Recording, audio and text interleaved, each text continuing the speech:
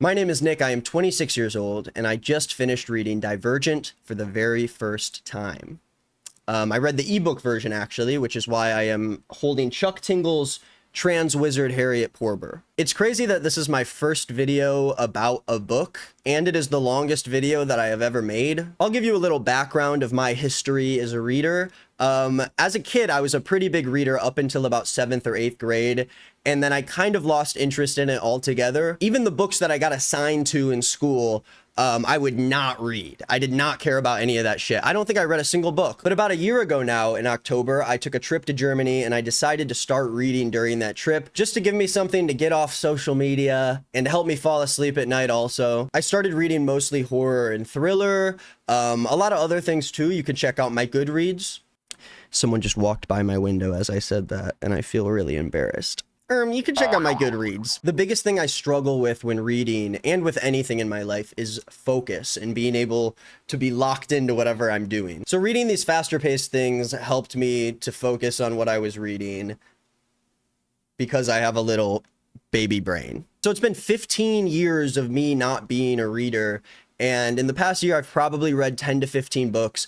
But I'm slowing down a little bit. It's getting a little bit tougher for me. And I've heard a lot about the Divergent series, you know? I know about pop culture. I know about the young adult fiction, even though I wasn't into it. I didn't really read any Hunger Games or Harry Potter or Harriet Porber. But something about Divergent really caught my eye, and I felt like it would be a great first book to jump on here and talk about with you guys. You're currently seeing the Nick that has finished the book Divergent, but I'm going to pass the baton off to Nick from a month ago who had just started reading Divergent, and he is going to explain to you how this video is going to work. I'll see you at the end of the video. Let's talk about the format of this video, because at the time of recording this, I have not read Divergent. I'm 56 pages into it. Right now, I'm going to talk about my thoughts on chapters 1 through 5, which is basically up until the end of the choosing ceremony. And then I'll come back in a few days and record again once I get to the next chunk that I feel like is appropriate for me to talk about. I am not a reading analyst. I am not an experienced reader. So this is going to be very loose. And if you have things you need to correct me on or thoughts that you have, timestamp them in the comments down below. I'd love to hear them and chat about them in the comments. It's gonna be like a little book club, and then maybe if this video does well, I'll do them. Wait, whatever. We'll figure it out. We'll figure it out. Okay, I'm really excited to talk about this. I have so many thoughts on this beautiful book.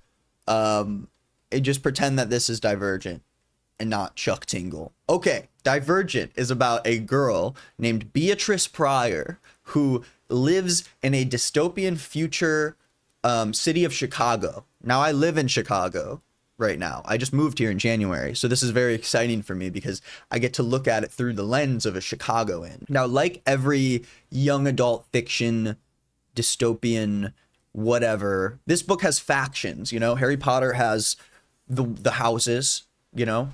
Hunger Games has the districts. They have districts. And then Divergent has these fun little things called factions. There are 5 different factions. It's the main sell of the book, okay? It's fun to be a part of a team, I guess. Let me read my first quote from the book. Page 42. Decades ago, our ancestors realized that it is not political ideology, religious belief, race, or nationalism that is to blame for a warring world. Now, I'm going to go ahead and disagree with that there right now. Rather, they determined that it was the fault of human personality, of humankind's inclination towards evil in whatever form that is. So they divided into factions that sought to eradicate those qualities they believed responsible for the world's disarray. So basically, they thought if we just took 5 different traits and we made 5 different factions that each represented those traits and basically lived by that single trait, then we would everything would be fine. It does not work. It's a bad idea, but that's fine. It's fine. We make bad ideas in real life all the time. The factions don't necessarily need to be a good idea in order for it to work in the book. It can be a bad thing that happened. The first faction is called Candor. Candor blames duplicity for the fall of mankind, which means that they don't like lying. Their whole thing is that they tell the truth. They make up the trustworthy and sound leaders in law. This is a thing in the book, is that every faction is like this comedically extreme version of whatever trait it is. So you've got your Candor boys who are all about truth, and they're debating and they're talking about all this. Who even knows? Then you've got the erudite faction who blamed ignorance for the fall of mankind. Their whole thing is that they're in a constant pursuit of knowledge is the most valuable fucking thing in their life, I guess. Over at the erudite table, they're all chattering over books and newspapers. They just read books. Erudites are this world's like teachers, researchers, yada, yada, yada. Then you've got the Amity faction who blamed aggression for the fall of mankind. They are all about being nice and kind, I guess. They wear a lot of yellow and red colors. They play little games. They sing little songs. And they are sort of the world's counselors and caretakers. Then you've got the Dauntless faction. They blame cowardice for the fall of mankind, and they are all about doing scary stuff. They jump off stuff, and they are angry, and they wear black. They climb a big metal sculpture after school. When they go to school, they jump off a moving train. When they leave school, they jump onto a moving train. And they are the protectors of this world, this sick world. Who knows what they're protecting it from? I don't, because I've only read 5 chapters. And then you have abnegation. Now, this is what Beatrice is a part of. This is the faction she was born into with her family, her 2 parents, her 1 brother. Abnegation is basically the worst faction you could be a part of. That's an opinion, but abnegation blamed selfishness for the fall of mankind. And so they are all about selflessness. They do not do anything for themselves, anything for their own enjoyment. It is all for the betterment of the community and the world, which sounds great on paper, but in this world, it sucks. Abnegation, they wear gray clothes, they have plain hairstyles, they are very unassuming. In page 27, Beatrice says that this is to protect them from vanity, greed, and envy, which is all forms of selfishness. And if you wear a red shirt, then, you're gonna try to have fun or something. I don't know. So what happens is that you're born into a faction in this screwed up world we live in, and you're in one of the 5 factions, and when you turn 16, you take this aptitude test that will basically tell you what they think the best faction is for you. And then the next day, you'll go to the choosing ceremony, and you will choose what faction you're going to go into, and you either stay with your family, and you stay with your life, or you turn away from your family forever, and you never talk to them again, and you go to another faction,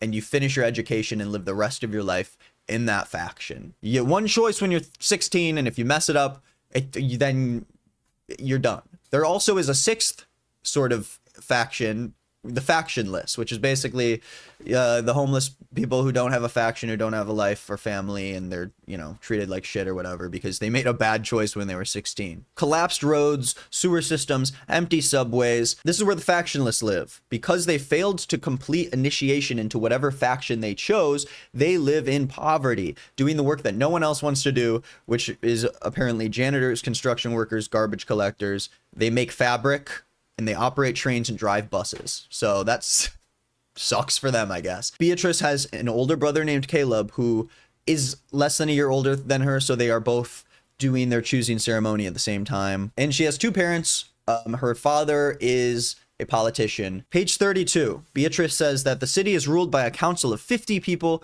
composed entirely of representatives from abnegation.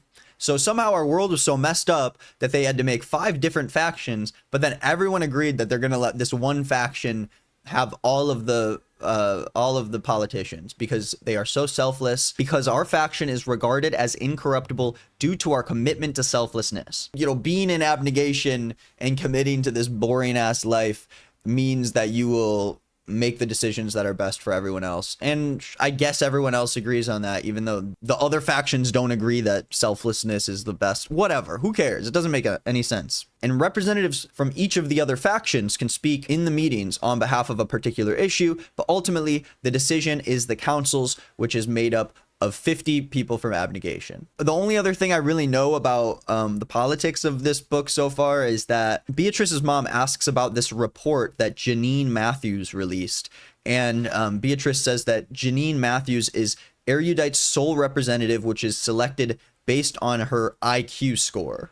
So that's how they do politics in this world. The erudite, they have the highest form of knowledge. Whatever their IQ test is in this dystopian world, they trust it enough that this lady is going to be the one representative that they get because she picked the best shape on an IQ test. She picked the one that looks, I don't know what they ask you on an IQ test. They just show you shapes and shit, right? Anyways, when they throw you into the beginning of this book, it is right before the big aptitude test, which is basically Divergent's like sorting hat for Harry Potter. They got to sit at a table with their whole faction. They get called in to do this test that they somehow know nothing about. I don't know how everyone keeps it a secret, but nobody knows what the aptitude test is. They're not allowed to prepare for it in any way. And this is when we get a better look at some of the other factions and listen to Beatrice talking about the other factions. And there's a quote that just intrigued me so much on page 9 that said, "At the abnegation table, we sit quietly and wait. Faction customs dictate even idle behavior and supersede individual preference. I doubt all the erudite want to study all the time or that every candor enjoys a lively debate, but they can't defy the norms of their faction any more than I can." So these children, these are all 16-year-old kids who were born into whatever faction, and everyone is just in these, if you're erudite, you're going to be studying all the time. If you're candor, you're going to be debating all the time. If you're amity, you get to play games all the time. Okay, I want to be an amity. I'm going to say that much. You get to wear colorful clothes, you get to play games. That's what I choose so far. Okay, now the aptitude test does not dictate where you're going to go. It just gives you a suggestion based off of this arbitrary test, and then it'll, I guess, help you make your decision or whatever. You can choose any of them. In this chapter, she also talks a little bit about her older brother, Caleb, who is kind of the opposite of her. It doesn't seem like she's really meant for abnegation, but Caleb kind of seems like he's always been very confidently selfless and has followed the rules. She says, "My instincts are not the same as his. It didn't even enter my mind to give my seat to the candor man on the bus, but he doesn't understand." Beatrice goes to the room for the test and asks the lady giving her the test a question, and she literally says, "Never met a curious abnegation before." So abnegations, you can ask questions. It says, "I shiver and goosebumps appear on my arms. My curiosity is a mistake, a betrayal of abnegation values." I'm like, damn, dude, you guys can't even ask questions, hell. What can you guys do? What is going on over there? Okay, I'm excited to talk about the aptitude test because I made a little diagram to help understand what it is that's going on. They basically put these like wires, these electrodes on your head with wires, and you're suddenly in this like VR experience that is the aptitude test. They go on to explain in the next chapter that it's just the series of choices you make in this like environment that you're in, and depending on the choices you make, it puts you into a faction. Now, let me go to my diagram. I spent a lot of time on this, as you can tell. Okay, I keep trying to explain this and then starting over because it's like, it's just like the test is so dumb. You're basically put into this VR experience. I feel like making a book video is so new for me that it's hard for me not to just talk too much. Okay, so chapter 3, she finishes the test, and the woman who gave her the test says, "That was perplexing. Excuse me, I'll be right back." And she leaves the room. Beatrice is afraid that because of this, she might somehow end up factionless, even though she gets to choose tomorrow. She says on page 19, "What if they tell me that I'm not cut out for any faction? I would have to live on the streets with the factionless. I can't do that. Without a faction, we have no purpose and no reason to live." The woman who gave her the test comes back in and says, "Beatrice, your results are inconclusive." And Beatrice is basically told that she has been given 3 different factions as her results. Abnegation, the one that she's currently in, Dauntless, the scary one, and Erudite, the smart one. This all leads up to Beatrice being told people who get this kind of result are ... Divergent. She is told that under no circumstance can she tell anybody ever that she is a divergent. Quote, "This is different. I don't mean you shouldn't share them now. I mean you should never share them with anyone ever, no matter what happens. Divergence is extremely dangerous." Which is crazy to me because the aptitude test is basically some like a VR game, and you just choose like simple choices that you have to make. It's not like this crazy brain chemical explosion. It's like, do you choose cheese or knife? Do you choose to run from the dog or fight the dog? How can it be dangerous is the question that I ask. And how come you can't tell anybody about it? Obviously, that's part of the mystery, but it's hard for me to figure out how that is like actually tangibly dangerous. It just seems like whatever. This never happens, I guess. So they send her home because of this. They send her home from school. Beatrice says that when she looks at the abnegation lifestyle as an outsider, she thinks it's beautiful. When she sees Caleb help strangers carry their groceries, she falls in love with this life all over again. It's only when I try to live it myself that I have trouble. It never feels genuine. But choosing a different faction means I forsake my family permanently. You know, and as I'm going through chapter 4, I'm reading more and more about how abnegation sucks. Okay, the houses on the abnegation street are all the same size and shape. They're all made of gray cement with few windows. Beatrice also says my natural tendency towards sarcasm is still not appreciated. Sarcasm is always at someone's expense. Maybe it's better that abnegation wants me to suppress it. So this is where we see a scene of the family eating together the day before the choosing ceremony.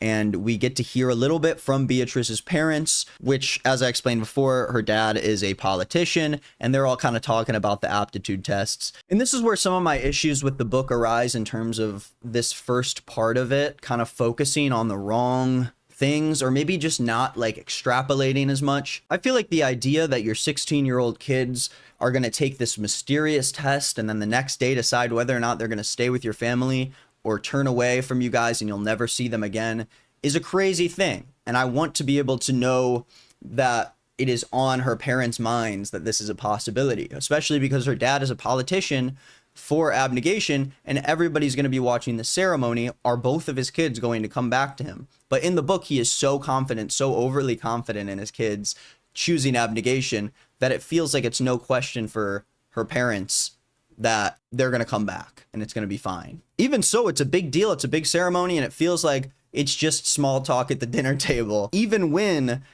her dad brings up the fact that his coworker is under fire because his son actually left abnegation the year earlier. They talk about a report that was released by the erudite. It said, my father says, that Marcus's violence and cruelty towards his son is the reason his son chose Dauntless instead of abnegation. Beatrice's mom says, cruel? Marcus? That poor man, as if he needed to be reminded of his loss. Of his son's betrayal, you mean? My father says coldly. And Beatrice says, few people who are born into abnegation choose to leave it. When they do, we remember. So it is obviously seen as this big act of betrayal to leave your family despite what the circumstances are. This recurring trait of curiosity that Beatrice has keeps coming back up, especially at the dinner table where we learn a few different things. Beatrice says we are not allowed to speak at the dinner table unless our parents ask us a direct question, and they usually don't. So that sucks.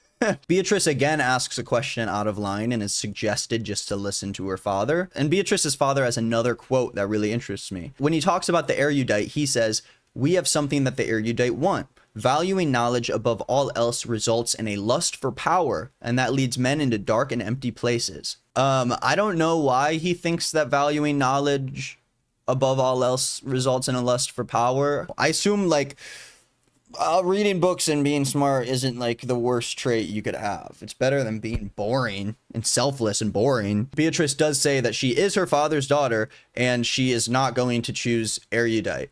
That's it. That's the reason why, I guess. Beatrice can't even talk to her family about the results.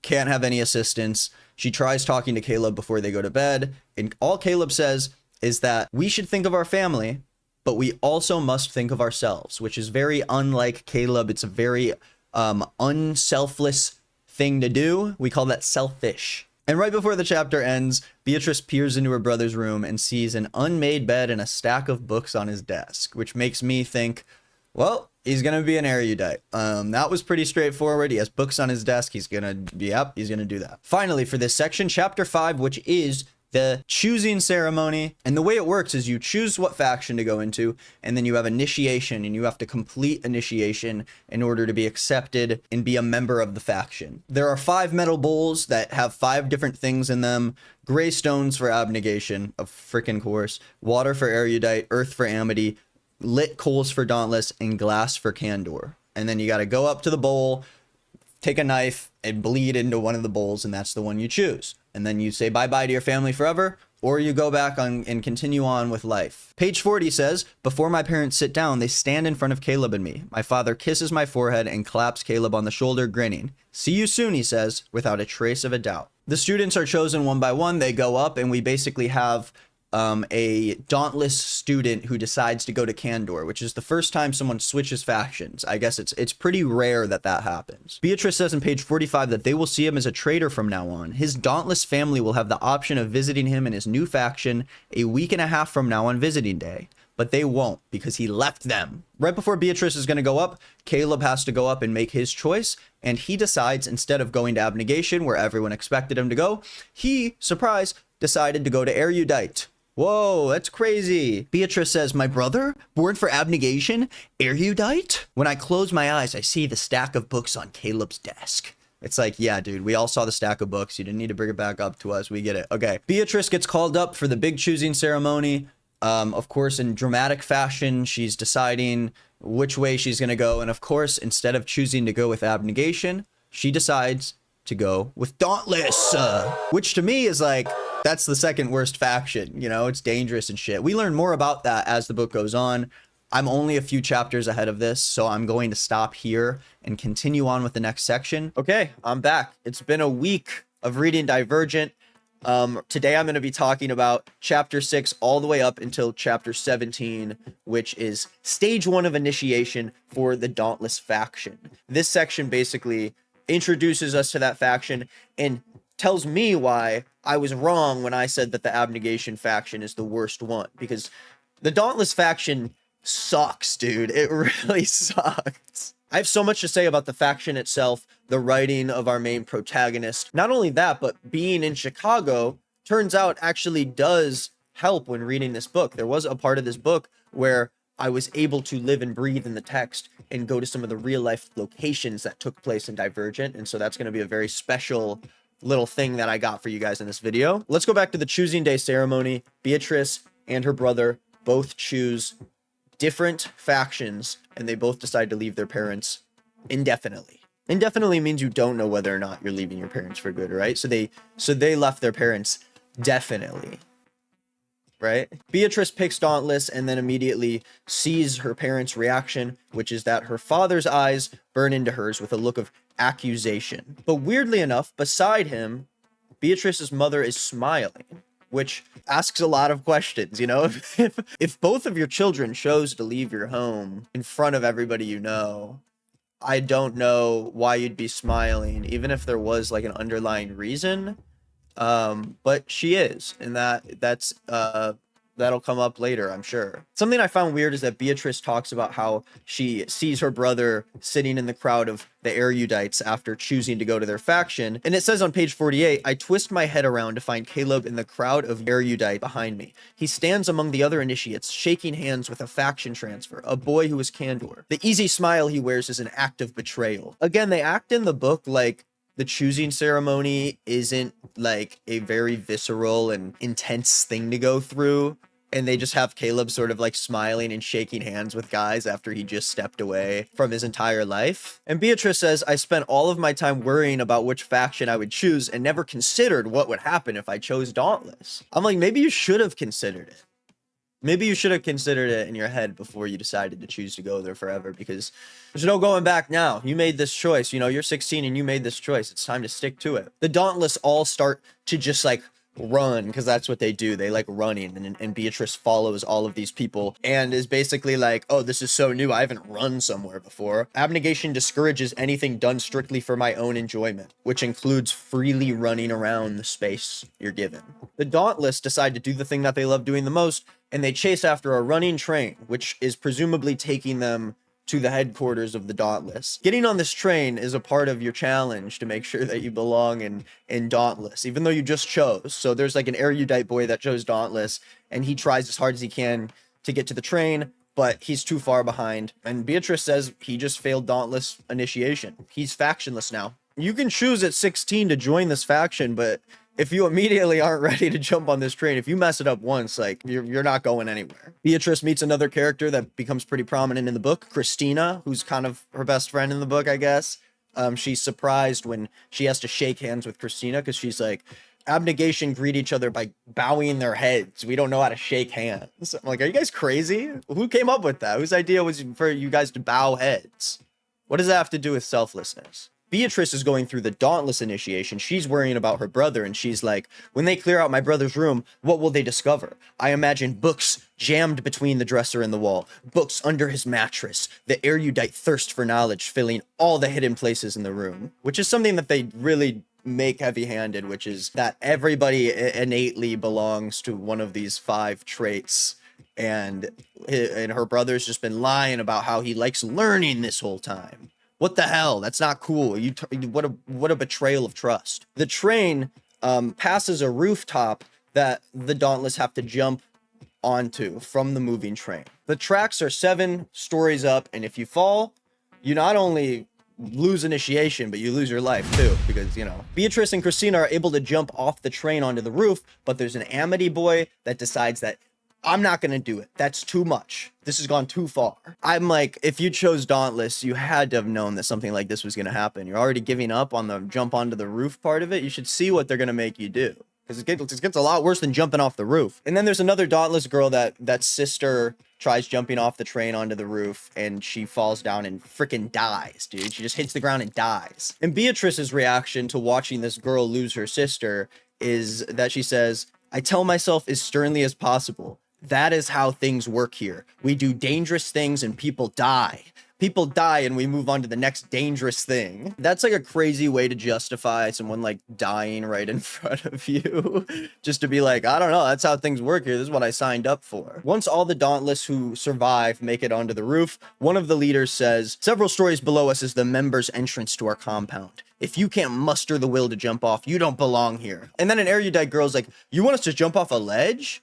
I'm like, dude, trust me, man. They're going to make you do a lot worse stuff in this faction. It sucks. I'll just wait, guys. Just wait. Beatrice decides as an act of proving something to the Dauntless, she's going to be the first one to jump off the ledge into what we now learn is the pit, which is basically the main headquarters of where the Dauntless hang out. It's a big pit. Because they're scary and they like jumping on trains and shit, they decide to live in a pit. When Beatrice jumps into the pit, someone helps her out, and that someone is a guy named Four. So let me introduce you to the romantic interest of our protagonist. His eyes are so deep set that his eyelashes touch the skin under his eyebrows. Gross. They are dark blue, a dreaming, sleeping, waiting color. Every time Beatrice talks about Four, she acts like he was sculpted by the Greek gods. And I don't blame her. He's sexy. I don't know. Four asks Beatrice what her name is, and she says, Beatrice just doesn't sound right anymore. And so she responds and says, Triss. Triss is the name of our protagonist now. So it's Beatrice, now it's Triss. Cool. So the way that initiation works is they split up all of the people that were born into Dauntless and have basically been training for this their whole lives, and the people who just transferred to Dauntless from other factions. It says, of those, I am the only abnegation transfer, and there are no amity transfers. The rest are from erudite, and surprisingly, candor. It must require bravery to be honest all the time. They never stop doing the very, like, spoon-fed, this person's from this faction, so this is how they are as people, I guess. Four is one of the other main characters of the book. Not only is he the love interest, but he's kind of a big deal at Dauntless and kind of helps the initiates get through the process. And he's very like stern and serious, and honestly, I don't know why he just gets glazed the whole book by Triss, because he kind of is just an asshole. Like I don't really find any redeeming qualities besides the fact that according to the text, he's sexy. One of the first things he does is get mad at Christina for making a joke about how the pit is like a lame name. And he said, if I wanted to put up with Candor Smartmouths, I would have joined their faction. The first lesson we will learn from me is to keep your mouth shut.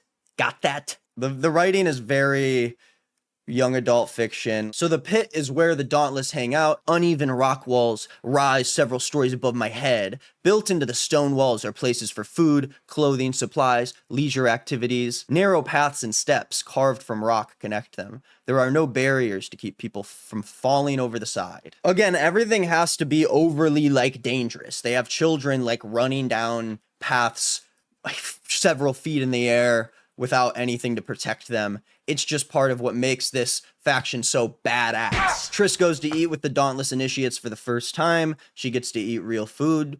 You know, usually the Abnegation get to eat like canned and processed food because they can't enjoy anything about their lives. But here at Dauntless, they have a platter of food that she doesn't recognize. Circular pieces of meat wedged between round bread slices. And Christina says, "You've never had a hamburger before?"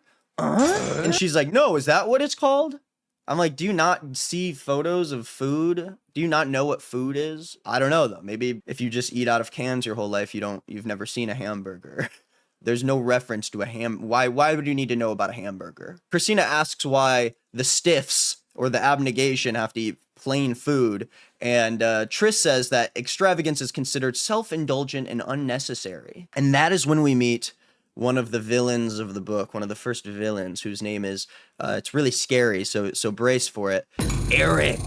Ooh. Watch out, guys. Eric has shown up, and he is an asshole.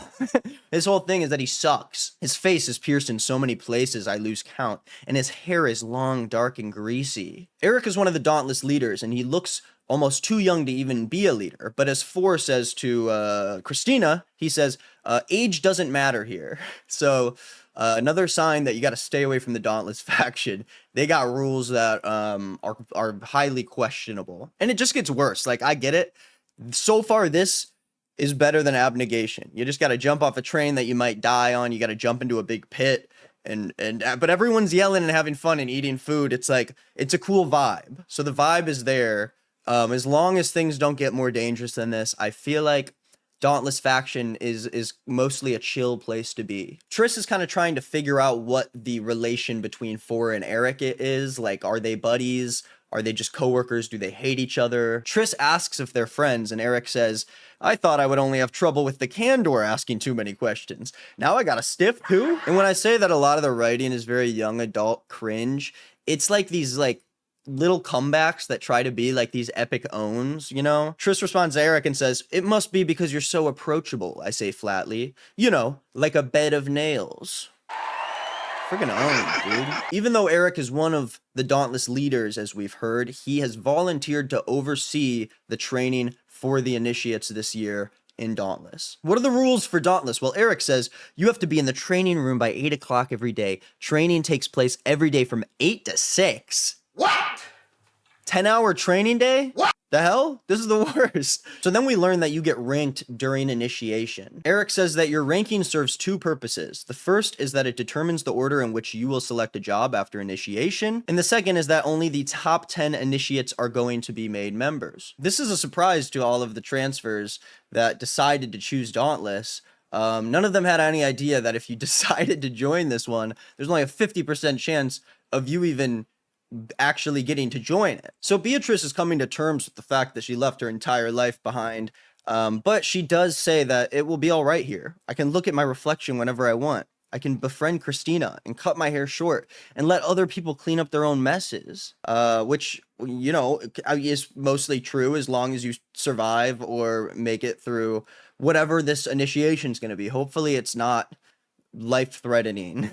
We start to see more and more of new characters coming up in the book, most of them being transfer initiates that decided to go to Dauntless. One of these characters is Al, who is a Candor boy who has a really hard time coming to terms with the fact that he decided to join this faction. Triss talks about how she can hear Al sobbing in the room while everyone's trying to sleep. And it says on page 73, "I should want to comfort him because I was raised that way. Instead, I feel disgust. Someone who looks so strong shouldn't act so weak. Why can't he just keep his crying quiet like the rest of us?" It's like, you're still crying, dude. It doesn't make a difference. It doesn't make you more weak if you just are a louder crier than you are. It's part of what I really don't enjoy about reading and hearing from Triss's perspective is that she is 16. She constantly is like judging other people for them not being able to handle the heat, while every chapter is about her not being able to handle the heat. And she just shits on Al because he just happens to be crying louder. But it's like, dude, you're doing the same thing. You're just as freaked out as Al is. Triss is having the conflict of, I don't know if it was the best idea for me to join a faction where there's a good chance that I don't even get to join the faction and they're going to put us in life-threatening situations every day.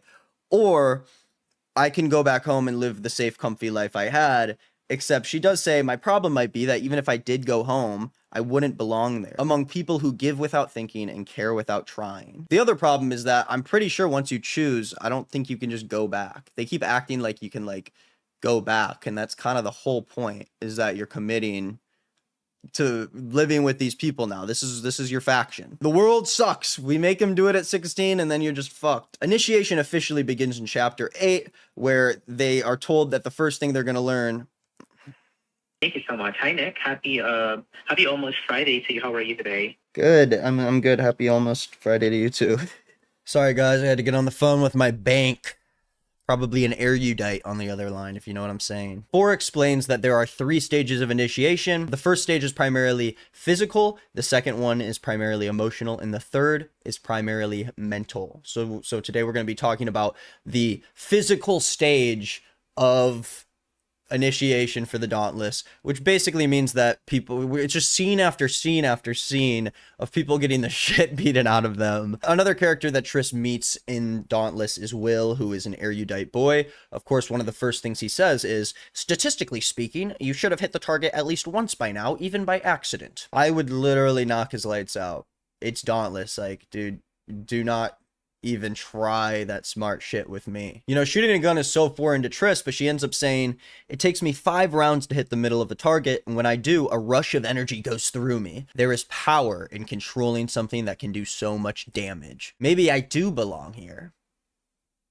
So, Triss's pro gun, another one of those classic ham-fisted quotes in Divergent that have to do with the factions. Christina says, sorry, am I being rude? I'm just used to saying whatever is on my mind. We also get a look into the way that the factions kind of butt heads with each other when Triss says, Candor and Abnegation don't hate each other the way Erudite and Abnegation do, but they avoid each other. Candor's real problem is with Amity. Those who seek peace above all else, they say, will always deceive to keep the water calm. You learn about 2 other characters named Mira maybe, and Edward. Edward is one of the quieter erudite guys, but he is the best fighter. He's been training since he was young, and so it's kind of no problem for him to get through all of this. And I think Mira or Myra or whatever is his girlfriend.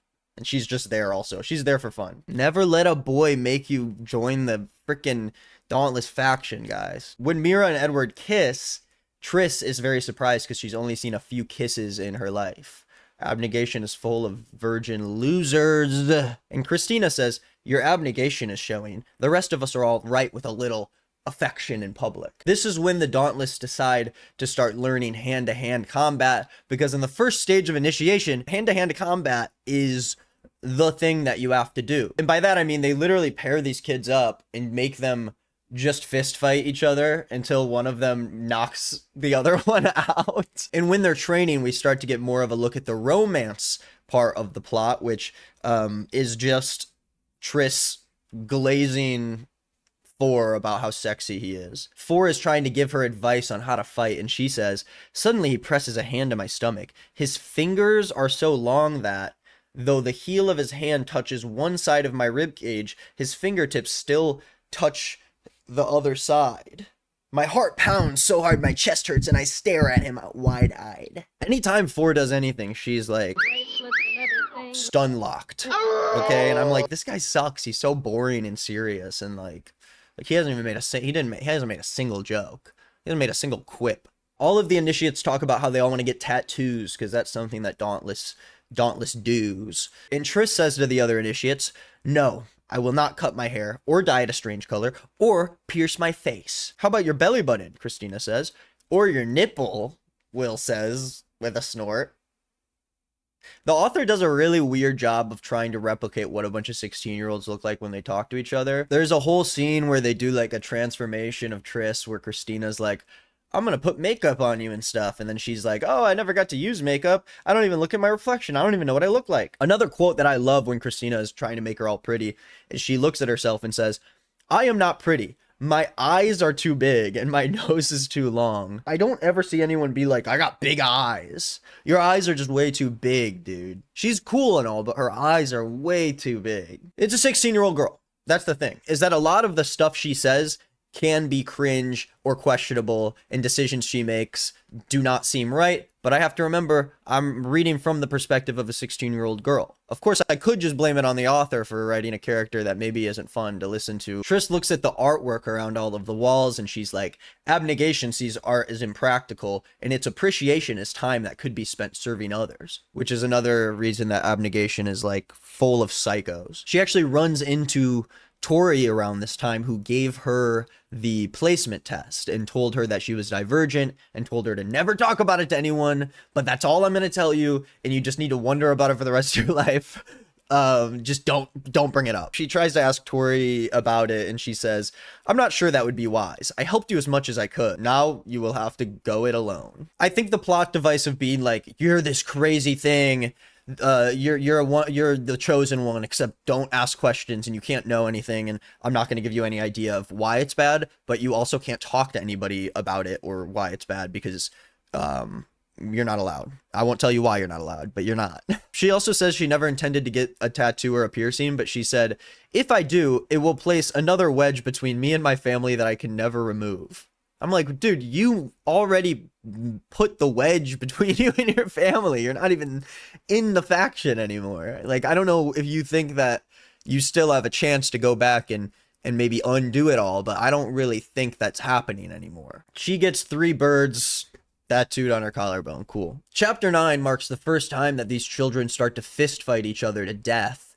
And they basically have to go into a gym, and on the chalkboard, it tells them who they're going to be facing that day. And luckily for the first day, since there's an odd number of people, Triss will not be fighting anybody. You've got these 3 assholes that are sort of also little sub-villains in the book. And that would be Peter, the head dog, Molly, who's like his little female minion, they say. And then you have Drew, who's like a redheaded, short little loser, I guess. And they all came from Kandor, and they are all assholes and are just like evil people, I guess. The first fight is between 2 of Triss's friends so far at the faction, Will and Al. Al is the big Kandor guy who cries in his sleep like a little baby, and Triss thinks that he's a pussy. Will is their other friend. He's like a little pale, skinny guy. Triss says, as I stare at Al, I realize even his facial features are big. Big nose, big lips, big eyes. What? Why big eyes? Why does everyone need to have big eyes? And there's also like weird ways that the author chooses to describe things. Drew is built like a boulder and his shoulders are always hunched. His hair is orange red, the color of an old carrot. That's the best comparison that Triss can come up with to an orange red, something that's orange red. How would she even know what carrots look like? She's got to eat things out of a can. She doesn't know what a carrot looks like when it gets old. How would she know that? Christina came from the same faction, and she says, Peter is pure evil. When we were kids, he would pick fights with people from other factions, and then, when an adult came to break it up, he'd cry and make up some story about how the other kids started it. And of course, they believed him because we were Kandor and we couldn't lie. So you can be in Kandor and then just be a asshole and get away with everything because they don't lie. Which I'll also say that as I read the book, I'm like deciding, where do I stand here? What faction would I be a part of? And currently I'm very hard on Kandor, because I feel like I'm a very honest and straightforward person, and Amity, because they play a lot of games and they seem nice. Abnegation is boring losers, Erudite is nerd ass losers, and Dauntless is just stupid ass losers. In the arena, Al punches Will hard in the jaw. I wince. Across the room, Eric smirks at Al and turns one of the rings in his eyebrow, which is something that he does a lot in the game. He like spins the rings on his eyebrow. So yeah, they just beat the shit out of each other. No protection or anything. Every day they fight and they're like, you have to finish the fight. It doesn't matter when you're done. They can't get back up. Thor tries to say that according to the Dauntless rules, one of you can concede, but Eric, now that he is one of the leaders and is watching over the volunteers, says that according to the old rules, that's true. But in the new rules, no one concedes. So this is like, they're both kind of the leaders of all of the initiates for initiation, but Eric technically has more seniority because he is the faction leader, while Thor is like some other mysterious position and we don't know anything about him yet because he's sexy and mysterious. So Al is like, I don't want to beat this guy up till he passes out. I already punched him in the jaw. He's not fighting anymore. Let's just be done with it. Will gets upset that Al thinks it's going to be so easy. He tries to keep fighting, and then Al actually does frickin' knock him out in the jaw. Eric says, get him up. He stares with greedy eyes at Will's fallen body, like the sight is a meal and he hasn't had one in weeks. The curl of his lip is cruel. He's just like an evil guy. Eric's whole thing is that he just sucks and he just like wants everyone to be like scared of him, I guess. We watch this whole scene where Christina, Triss's new friend, has to fight Molly, one of the 3 bullies, and Molly is beating the shit out of her, but isn't knocking her out. And Triss is like, please get knocked out. Like, when is the fight gonna end? But Molly just keeps beating the shit out of Christina. Christina's literally just like getting the snot beaten out of her. And she's like, I'm done. I don't want to do it anymore. I don't want to do it. And then Eric says, get up. If he had yelled, I might not have felt like everything inside my stomach was about to come out of it. If he had yelled, I would have known that the yelling was the worst he planned to do. He brings Christina out to the pit and shoves her against the railing over like the rushing water. He says, if you can hang over the chasm for 5 minutes, I will forget your cowardice. So she basically got beaten within half an inch of her life. And he's like, now you should just hang from this wet railing. And if you die, you die. And if you don't die, then you get to continue getting the shit beaten out of you with the hope that you might get to join our stupid faction that is filled with assholes who have no fun. They just want everyone to be tough and like, "Argh." I thought abnegation sucked because they gotta like serve people and they can't have fun. Honestly, my problem with a lot of this book is that it's supposed to be a young adult fiction book, and it seems like the author is just obsessed with writing. Like, it's literally just chapter after chapter of someone taking something too far and her being like, oh my god, Dauntless is like so scary and bad, like they're so ruthless. And it's like, yeah, maybe this sucks, and maybe you don't want to be a part of this faction. I feel like we're not given many real reasons as to why Dauntless is something that is desirable to Triss in any way. I guess you do boring shit long enough in abnegation that the moment you get to Dauntless, even if you are about to die, you're finally able to like do things that you want to do for the first time in your life. But I'm not fist fighting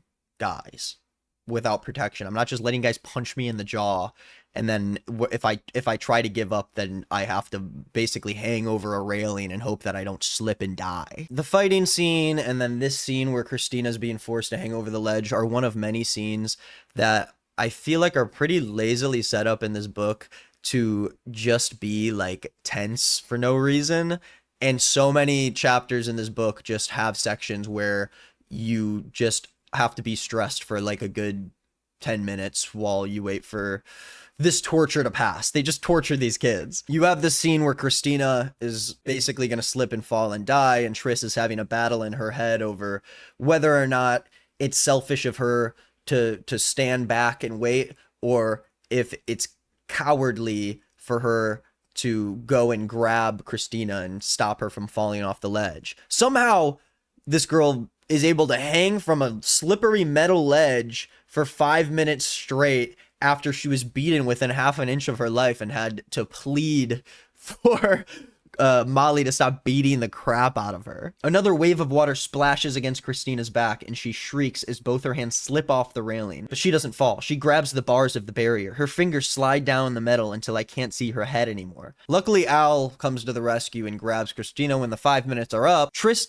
decides pretty much to do nothing. She says, I'm too short to do much good, but I grip Christina under the shoulder once she's high enough, and Al and I haul her over the barrier. But she sat there and watched Christina basically almost die for 5 minutes, and then finally when Al did something, she's like, okay, yeah, maybe I'll help. Maybe I'll do something. Grow up, dude. Just grow the hell up. That night, Triss has a dream that Christina hangs from the railing again by her toes this time. I don't know how you'd hang from your toes on the railing. And someone shouts that only someone who is divergent can help her. Triss continues to deal with people being unhappy about a member of Abnegation trying to transfer to Dauntless. She's getting like hazed. Someone spray painted stiff on her mattress, which is like a slur for Abnegation because they are like boring losers or whatever. I don't know. You've got Al continuing to be a freaking loser. He's like, I don't want to punch guys. I don't want to knock guys out anymore. It's like, buddy, okay, well, what are you going to do then? Because you got to keep knocking guys out. Unless you want to be the guy that gets knocked out. which is what happens. Al, whatever. I don't care about Al. The second day, Triss has to fight Peter, who is the big bad bully of the book. For some reason, they put her up against him in her first fight. We go through a whole nother scene where we basically have to just read page after page of Triss getting the shit beaten out of her, which is kind of what this book does. It just keeps on bringing you to another tense scene that makes you go, whoa, these guys are crazy. The Dauntless, they're so freaking crazy. Peter's arm twitches and pain stabs my jaw and spreads across my face. His foot forces the air from my lungs and it hurts so badly that I can't breathe. He grabs my hair with one hand and punches me in the nose with the other. He shoves me and I fall again, scraping my hands on the ground. Peter smacks my ear with the flat of his palm. It's just like these long ass chapters filled with like sentence after sentence of just like, okay, well, yeah, she's getting the shit beaten out of her. I get it, okay? Triss answers some questions about how jobs and factions work. Triss says some Dauntless must volunteer to do jobs that traditionally belong to other factions. After all, it wouldn't make sense for the Dauntless to make a trek to the city hospital every time they get hurt. So instead, they have a Dauntless nurse who has piercings in her ear, and she probably sucks because all she knows how to do is be brave. We get a taste of Al, the loser who cries in his sleep and tosses and turns. Apparently, he has like a little crush on Triss. Triss says, I could not be attracted to Al. I could not be attracted to anyone that fragile. I'm like, dude, you just got the shit beaten out of you by someone. He's just like crying in his sleep, like, and he doesn't like punching people in the head. Is that crazy to say? She asks Al if he's okay, and then she says, the question must have embarrassed him because I've never seen him so red before. If I spent my night sobbing into my pillow, I would be a little embarrassed too. At least when I cry, I know how to hide it. I'm like, dude, you are an asshole. This guy just decided to leave his family and go with a bunch of strangers that he doesn't know, and now he's got to beat the shit out of them, and he misses his mommy and daddy. Like, I would too, dude. Come on. Triss tells Al, you're not a coward just because you don't want to hurt people, I say, because I know it's the right thing to say, even if I'm not sure I meant it. Al and Triss are talking about visiting day that takes place a week from the start of initiation, and they're both wondering whether or not their parents are going to show up. They are told constantly in the book that your parent will probably not show up to visiting day. After Triss gets the absolute snot beaten out of her, she dreams that Peter tied her to a chair and asked if she was divergent, and she answered no, and then he punched her until she said yes. Then in chapter 11, we go on our first field trip, where they all decide to go back onto the running train, and 4 has a classic aura farming moment where it says that he stands at the front of the pack so close to the tracks that if he shifted even an inch forward, the train would take his nose with it. And I'm like, why? Why are you standing that close?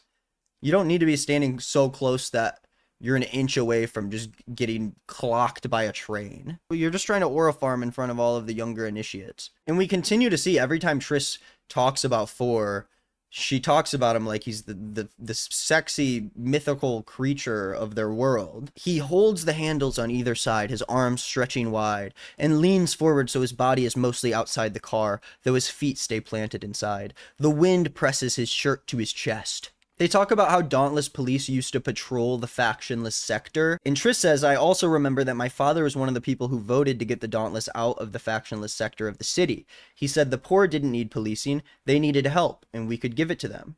But I would rather not mention that now or here. It's one of the many things Erudite gives as evidence of Abnegation's incompetence. And it's kind of something that I feel like a lot of movies do when a character has like a family member that's like a cop or a politician or something. The dad cop politician always ends up being like one of the good ones, one of the good apples of the bunch. You know, he's like, oh, he was one of the politicians that wanted to get the police out of the factionless sector. So he's one of the good guys. There are Dauntless that guard a mysterious gate on the outside of the city. And 4 says if you don't rank in the top 5 at the end of initiation, you will probably end up here.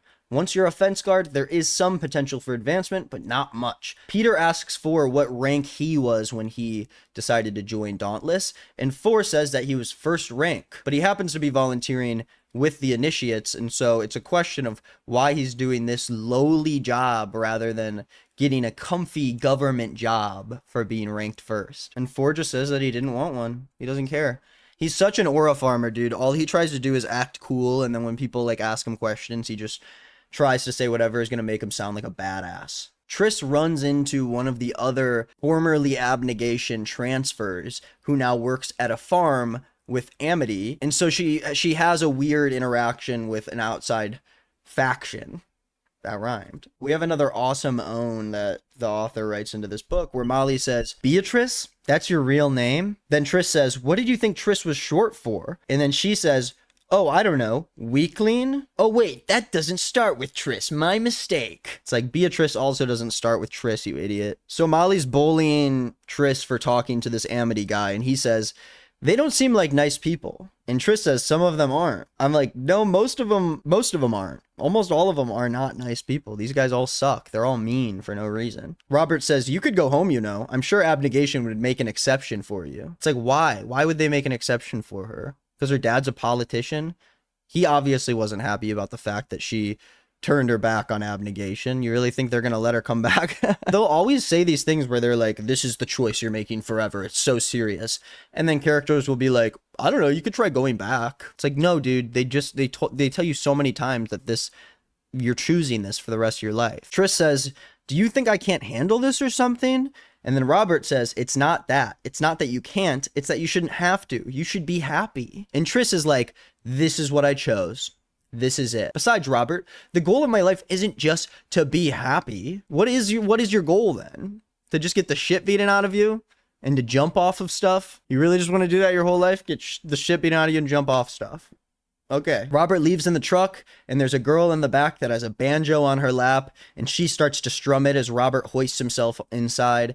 And then they drive away. And I'm thinking, dude, you get to hang out outside with all these people. This girl's playing the banjo. This is the life. I bet none of you guys got punched in the freaking trachea today. Okay, now I'm on chapter 12, which is the paintball chapter, and it's the one that I'm most excited about so far because it includes not only a little field trip for the Dauntless faction, but a little field trip for Nikki too. I think this is the first chapter that includes a lot of the scenery of Chicago, and I happen to live by a lot of that scenery. Okay, I'm wearing my little Cubs hat right now, so you guys know that I'm telling the truth. Ugh. The third day of fighting, Triss fights Mira, who's the weakest one. She's only there because her boyfriend's really good at fighting. Eric comes into their room at night, freaks them all out, and is like, we're going on a field trip, guys. We're going on a freaking field trip. Thor pulls Triss into the train car, and she says, even the muscles in his forearm are taut, defined. It's like, really? This is the guy that you're into? All he does is act serious all the time. But Eric and Thor tell the rest of the initiates that they are doing a classic Dauntless tradition where they will be dividing up into two teams and playing capture the flag paintball. Thor and Eric are the team captains, and Thor surprisingly chooses Triss as the first member of his team. Triss says that whatever Thor's strategy is, it's based on the idea that I'm weaker than the other initiates, and it gives me a bitter taste in my mouth. I have to prove him wrong. I have to! Even though a chapter before, Triss and Thor have a sensual conversation, where Thor furrows his eyebrows and touches the corner of my bruised eye with his fingertips. My head jerks back, but he doesn't take his hand away. Instead, he tilts his head and sighs. You know, if you just learn to attack first, you might do better. Attack first, I say? How will that help? What do you mean, how will that help? What kind of question is that? Thor says, you're fast. If you can get a few good hits in before they know what's going on, you could win. So she thinks that Thor is only picking her because he maybe wants her to, I don't know what she thinks. She thinks that it's some kind of sick fucking joke. Thor keeps picking like smaller people, and Triss is like, why is he picking all these small people? Big means good at shooting gun. Triss says, what do we have in common? I have an idea of what it is. With the exception of Will and a couple of the others, we all share the same body type. Narrow shoulders, small frames. All the people on Eric's team are broad and strong. We will all be faster than Eric's team, which will probably be good for capture the flag. Ugh! Eric is more ruthless than Thor, but Thor is smarter. I'm like, what do you mean he's smarter? He's smarter because he thought about the idea that maybe he should pick quicker and smaller people in a game of paintball. So Thor's team gets off of the train at a different place. Someone asks where the winning team has placed the flag in the past, and someone says, Navy Pier. My brother was on the winning team. They kept the flag at the carousel. Now, at this time the other day, I was actually at Lake Michigan reading the book, and I could see Navy Pier from where I was sitting. I feel like a Dauntless sitting right here on the edge of the lake. Anything could happen. In Divergent, in this dystopian Chicago, Lake Michigan is just a big brown marsh. All the water is dried up. One of the Dauntless gets made fun of for using a flashlight in the dark so that they don't step on glass. So then they turn the flashlight off because they got made fun of for being a coward. Triss says, I've realized that part of being Dauntless is being willing to make things more difficult for yourself in order to be self-sufficient. There's nothing really brave about wandering dark streets with no flashlight, but we're not supposed to need help, even from light. I like that. Because there might come a day where there's no flashlight and no gun and no guiding hand. And I want to be ready for it. I'm like, I don't know if that helps you be ready for it. To just like walk in the pitch black dark. Is that like, are you going to get better at walking in the dark? They walk out of all of the buildings and it says, a strip of land juts out into the marsh, and rising from it is a giant white wheel with dozens of red passenger cars dangling from it at regular intervals. At this point, I'm sitting there at the lake, and I can see Navy Pier from here. And the Ferris wheel doesn't look like it's really is. I don't know. They make it sound like it's way taller and crazier in the book. Rising from it is a giant white wheel with the red passenger cars dangling from it at regular intervals. They made it look so big in the movie poster. Think about it. People used to ride that thing for fun, says Will, shaking his head. They must have been dauntless, I say. What do you mean that you would have to be for fun? What do you mean? You guys are in Dauntless. You do freaky shit for fun all the time. Sitting on a Ferris wheel is scarier than when you guys jump off and on the trains and off the building and stuff. That's what you guys are freaked out about, a Ferris wheel? And before I show you the videos of me doing my real life reading as I go to Navy Pier, I learned after the fact that when the movie was made, they actually used the old Ferris wheel that was the original one that was at Navy Pier. Now there is a new one there since this book was written that is even bigger than the other one. So yeah, I decided amidst reading this chapter that I was just going to start reading and walking towards Navy Pier so that I could get a real life lay of the land while I'm reading the part about Navy Pier. So I'm starting to walk up to Navy Pier now. When you're entering, at least from this way, you can't even see the Ferris wheel peeking out from the trees. The boys are running by right now. The cross-country boys are running by. I remember what that used to be like. Back in the day, I was a cross-country runner in high school until I quit from the anxiety. I could never have been a dauntless. There she is. Okay, so I'm at Navy Pier. I'm kind of just looking around and trying to see where I would put my flag if I was put here by the Dauntless. I have a few ideas. There's this statue here that looks just like me, and I think you could stick the flag somewhere around her, maybe even inside of this guy. Another place that I could hide the flag would be at the Margaritaville. Their team goes to the carousel that's on Navy Pier that's right next to the Ferris wheel. And when I actually walked up to the Ferris wheel, I was like, okay, this thing is really big. It looks small when you're really far away, it turns out. But when you get close, it's like, it feels like it is towering over you. You know, I was making fun of it, but once you're actually there and you're right under it, it is pretty daunting, isn't it? You know, you'd have to have a little less of that daunting you. I got that daunt in me. That's what I want. I want to climb the Ferris wheel because I got that daunt in me. So everyone's kind of fighting over where they should place the flag, what the strategy is going to be. Triss just like goons over for the whole book. She's like, the muscles in his arms are relaxed. His hand rests on the back of his neck. He looks almost comfortable, holding that gun to his shoulder. I close my eyes briefly. Why does he distract me so easily? So Triss decides that what she's going to do instead of working together with her team is she's going to secretly split off and she's going to climb the Ferris wheel to hopefully get a higher vantage point to see where the other team is hiding their flag. My heart pumps faster. Will I really risk my life for this? To win a game the Dauntless like to play? That's my freaking question. Like, this is insane. Now, she talks about these rungs. There's like a ladder that goes up the Ferris wheel. When I went in real life, it was a different layout because they have a new Ferris wheel. Take it with a tiny little grain of salt when I explain the lay of the land in Navy Pier, because it's obviously different than what the book is like, but I still think that I got to live and breathe the text in a way that I wouldn't have otherwise been able to do if I did not live in the city. I also had no idea that They had one of these there, one of these scary rides. Now my question is, oh, well, I just found my answer. The carousel. Oh my god. It's real. It's actually here. It's just as they said it was. There's horses on it. I get why her throat feels tight. I get why she's nervous. They should put the flag on this frickin' thing. You wouldn't be able to grab it. It's going too fast. I mean, this is frickin' headquarters for the Dauntless right here. All these scary frickin' rides, dude. I do want to figure out how expensive it is to ride the Ferris wheel because it would be fun to go on it. Okay, it says an adult ticket is $20. Do I really want to do it for the bit? Excuse me? If I bought a ticket to go on the wheel, would I be in a gondola by myself or would I... Yeah. Okay, that's good to know. Thank you. Okay, fuck it. I'll do it. Okay, here I go.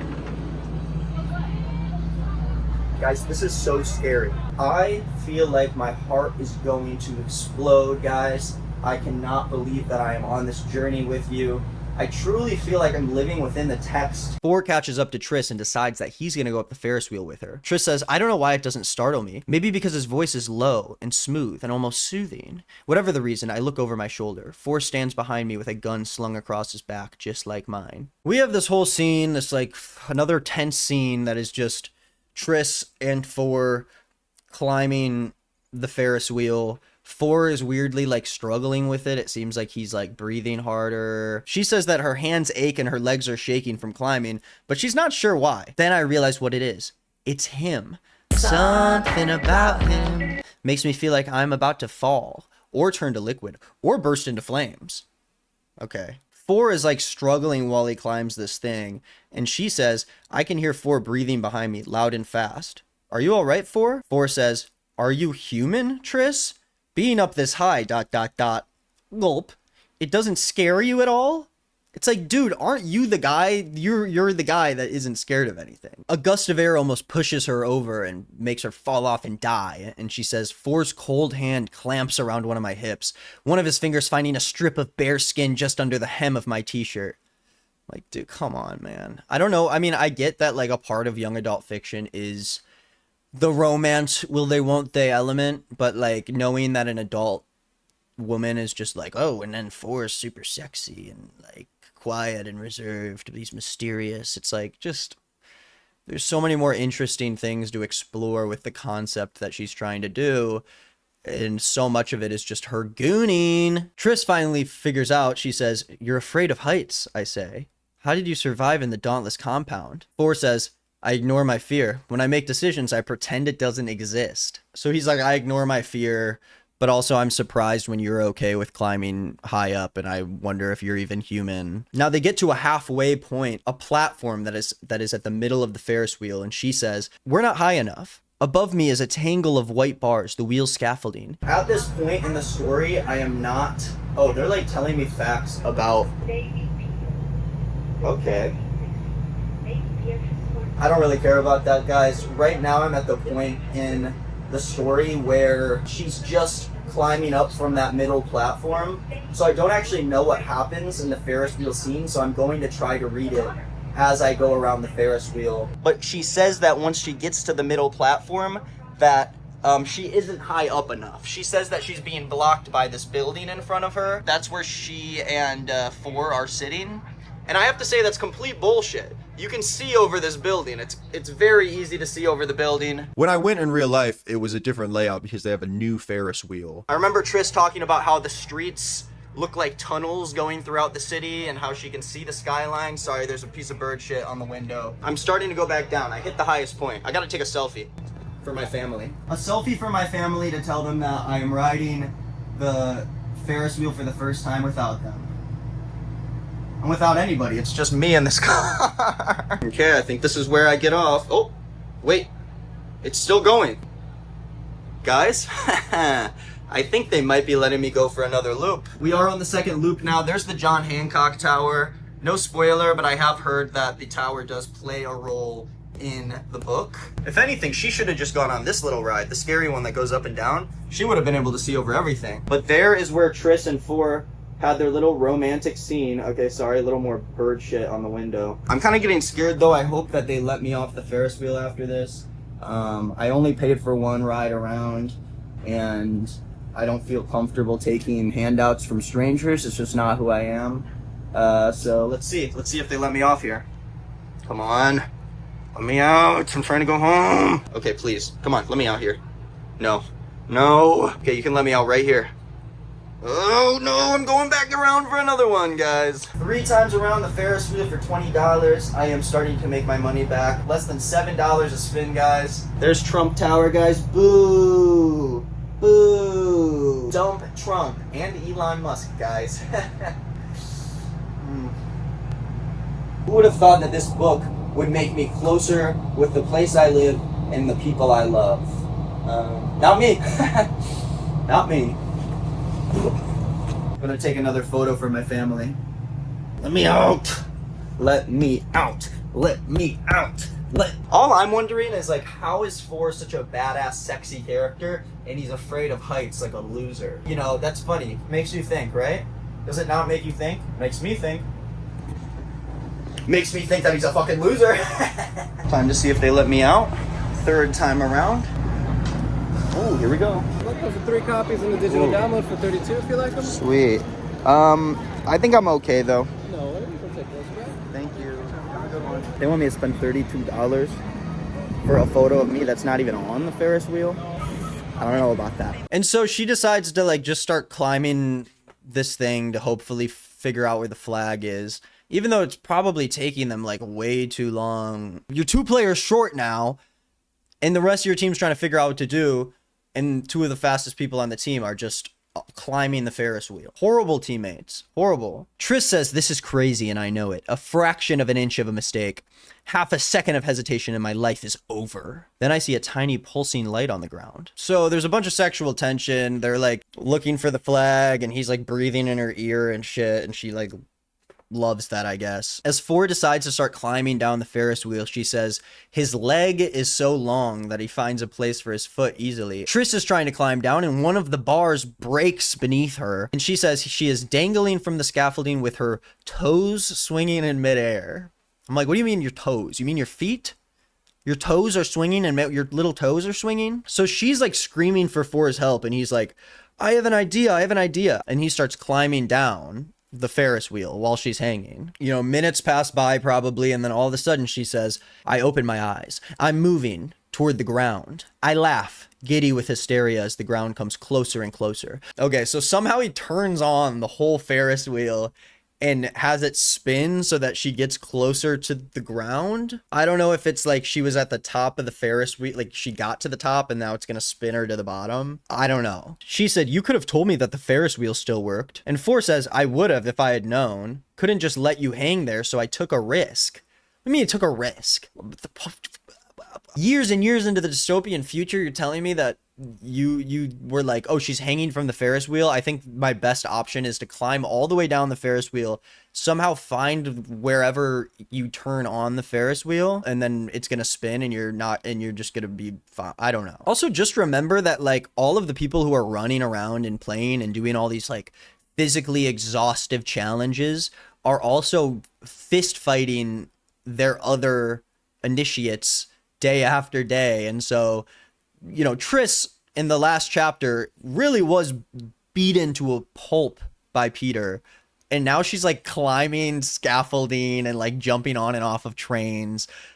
All of the people in this book are, like, physically, they regenerate at an inhuman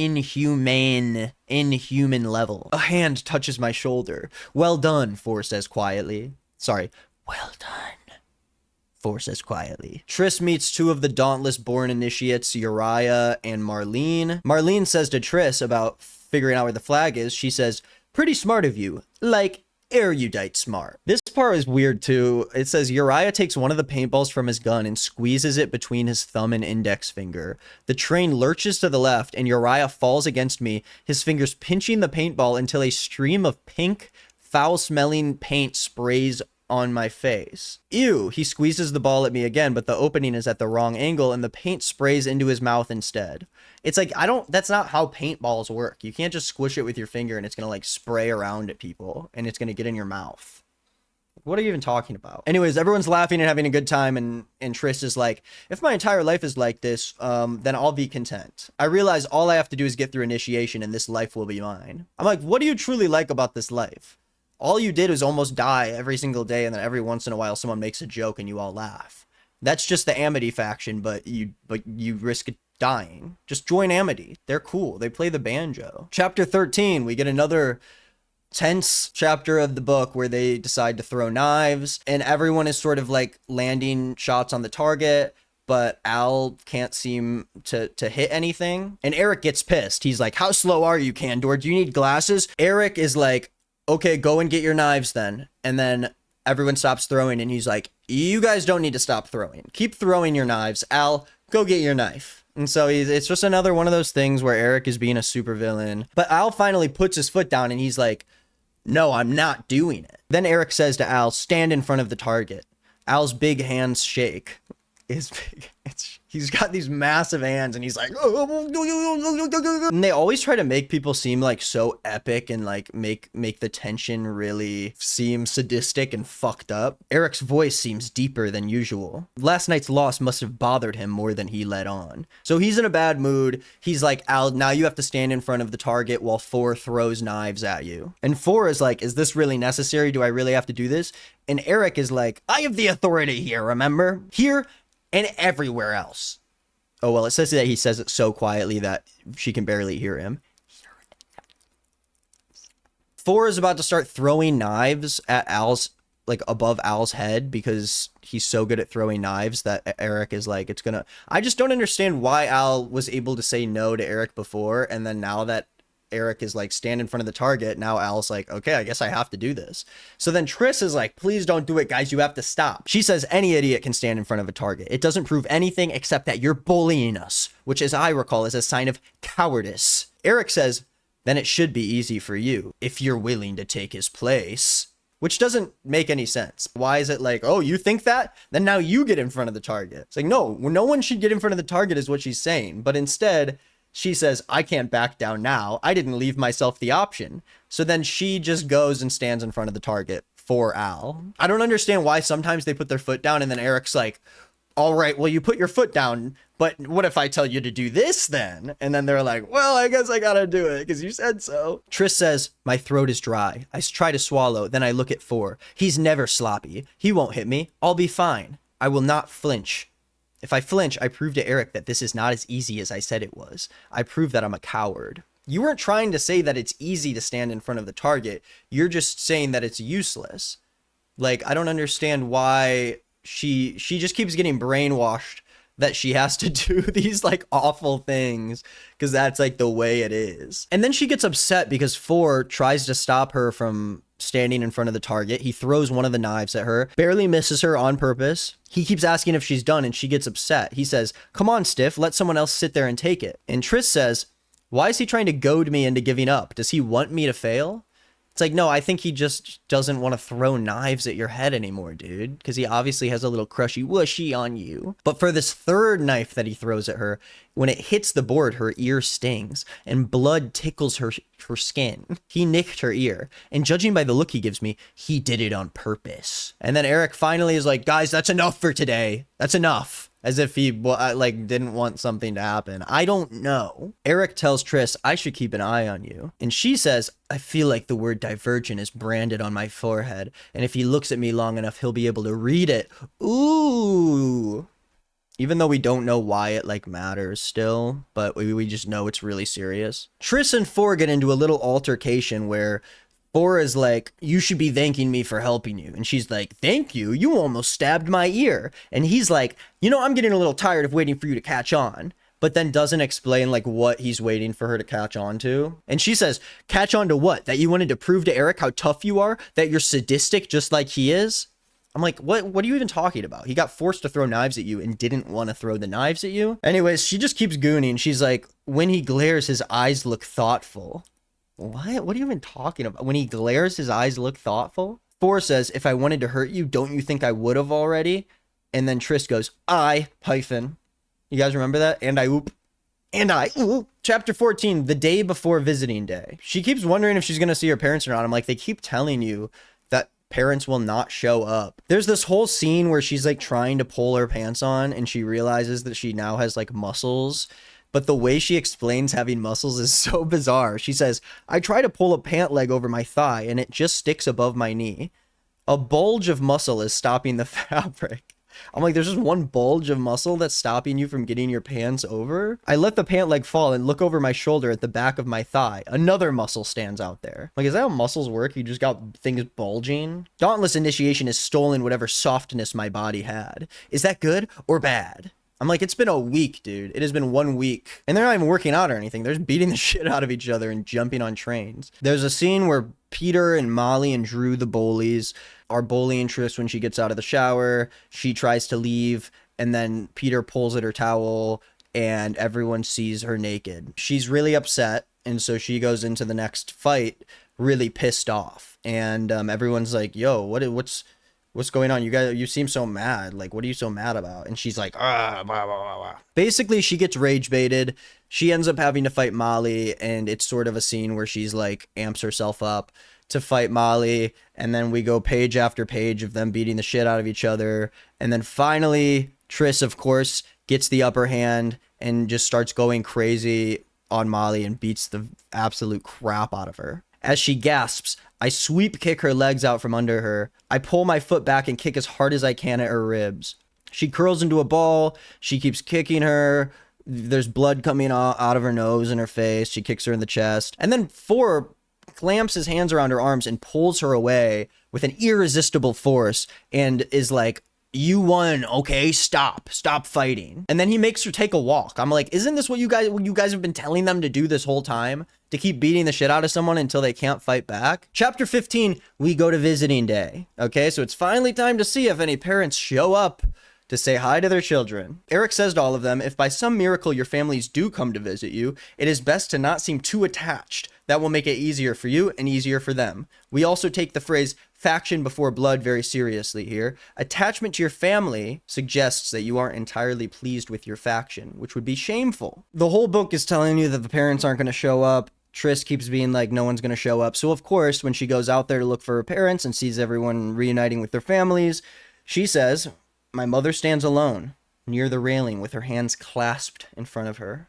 She has never looked more out of place with her gray slacks and gray jacket buttoned at the throat, her hair in its simple twist, and her face placid. So they have like a weirdly normal interaction at first, as if she didn't like leave her parents without telling them what her plan was at the choosing ceremony. So her mom is like, tell me all about what's going on here. Like, oh my gosh, honey, I just want you to be okay. But there's a reason that the mom came, of course. There's a darker reason. Remember at the choosing ceremony when her mom was smiling at her like a little freak? Triss asks about her dad and asks her mom if maybe her dad is visiting Caleb at the erudite faction, and she says, your father had to be at work. He has been selfish lately. She says, my father? Selfish? And Triss's mom tells her that the erudite faction has prohibited abnegation visitors from entering their compound because the tensions have become so taut. Triss sees Four off in the distance standing alone at the railing, and she says, either his family doesn't like to come together or he wasn't originally dauntless.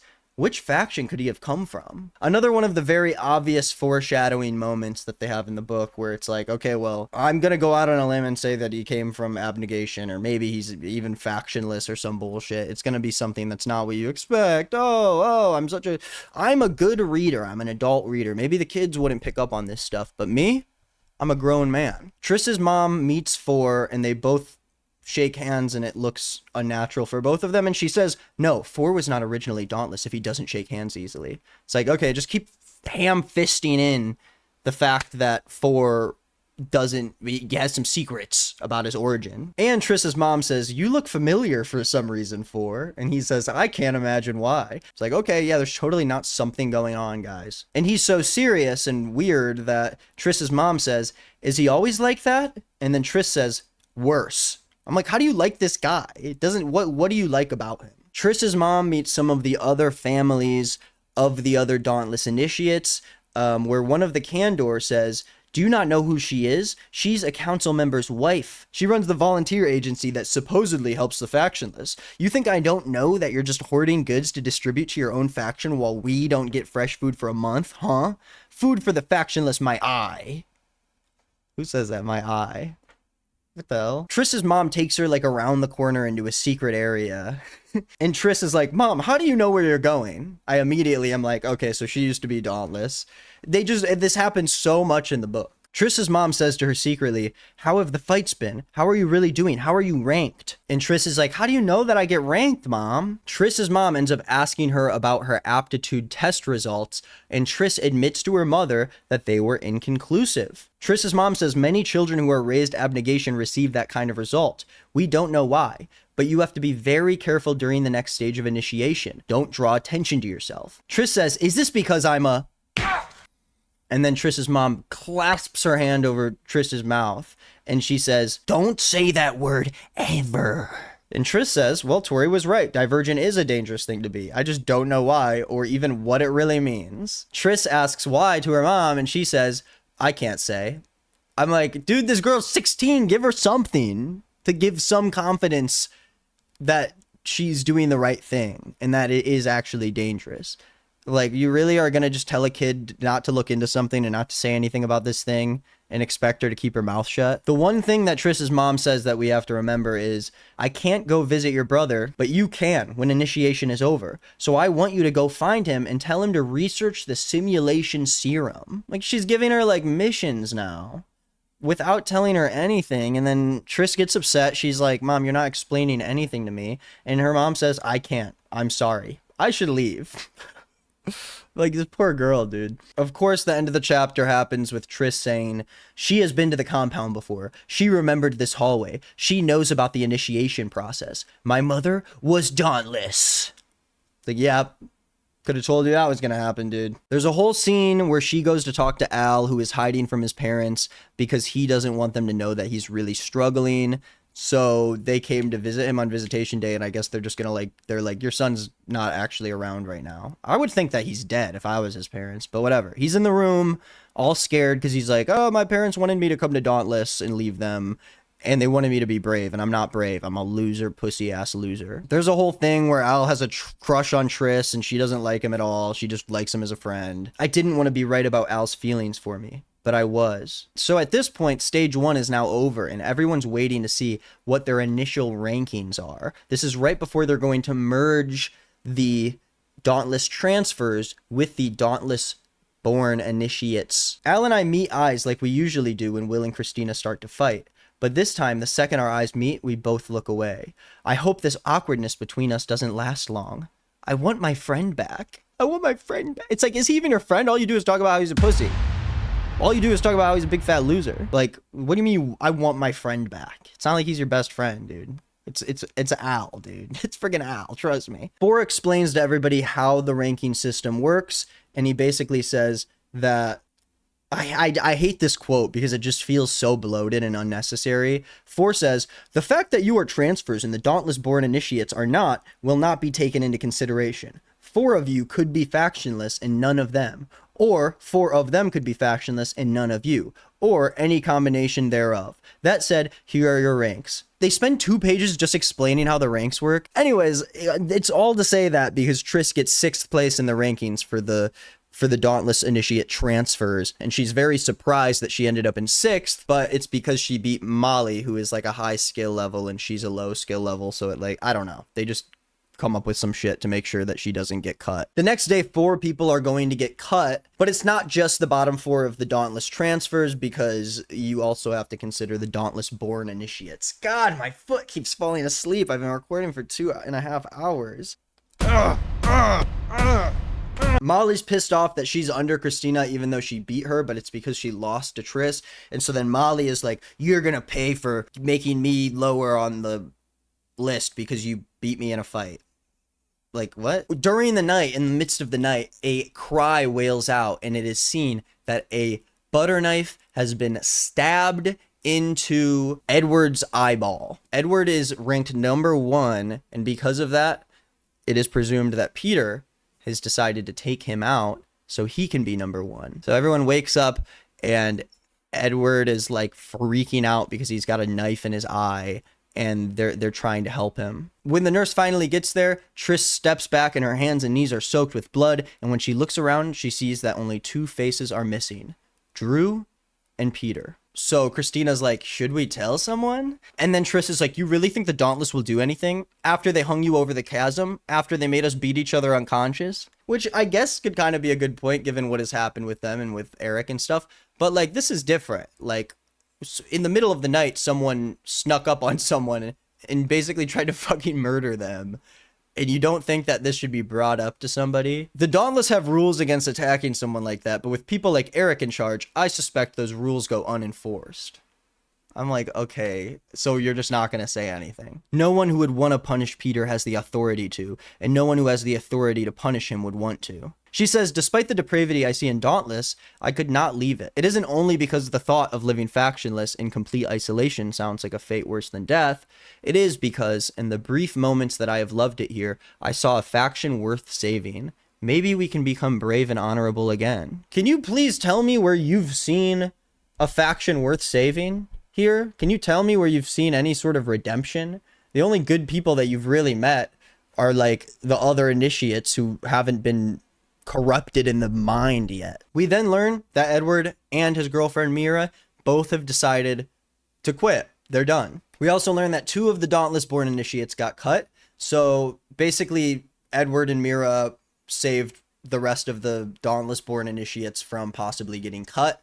So everybody besides them will be moving forward to stage 2. Now Peter is first, Will is second, Tris is 5th. We started stage 1 with 9 initiates. Now we have 7. Okay, I guess that's where I'm gonna stop now. So far in the book, I'm about halfway through the book now. I want to keep going. I'm having a good time. I got to explore my city of Chicago, and there's more to read and more to experience in the next one. Okay, I'll see you then. Hello, I'm back. It has been like 2 weeks since the last time I recorded for this video.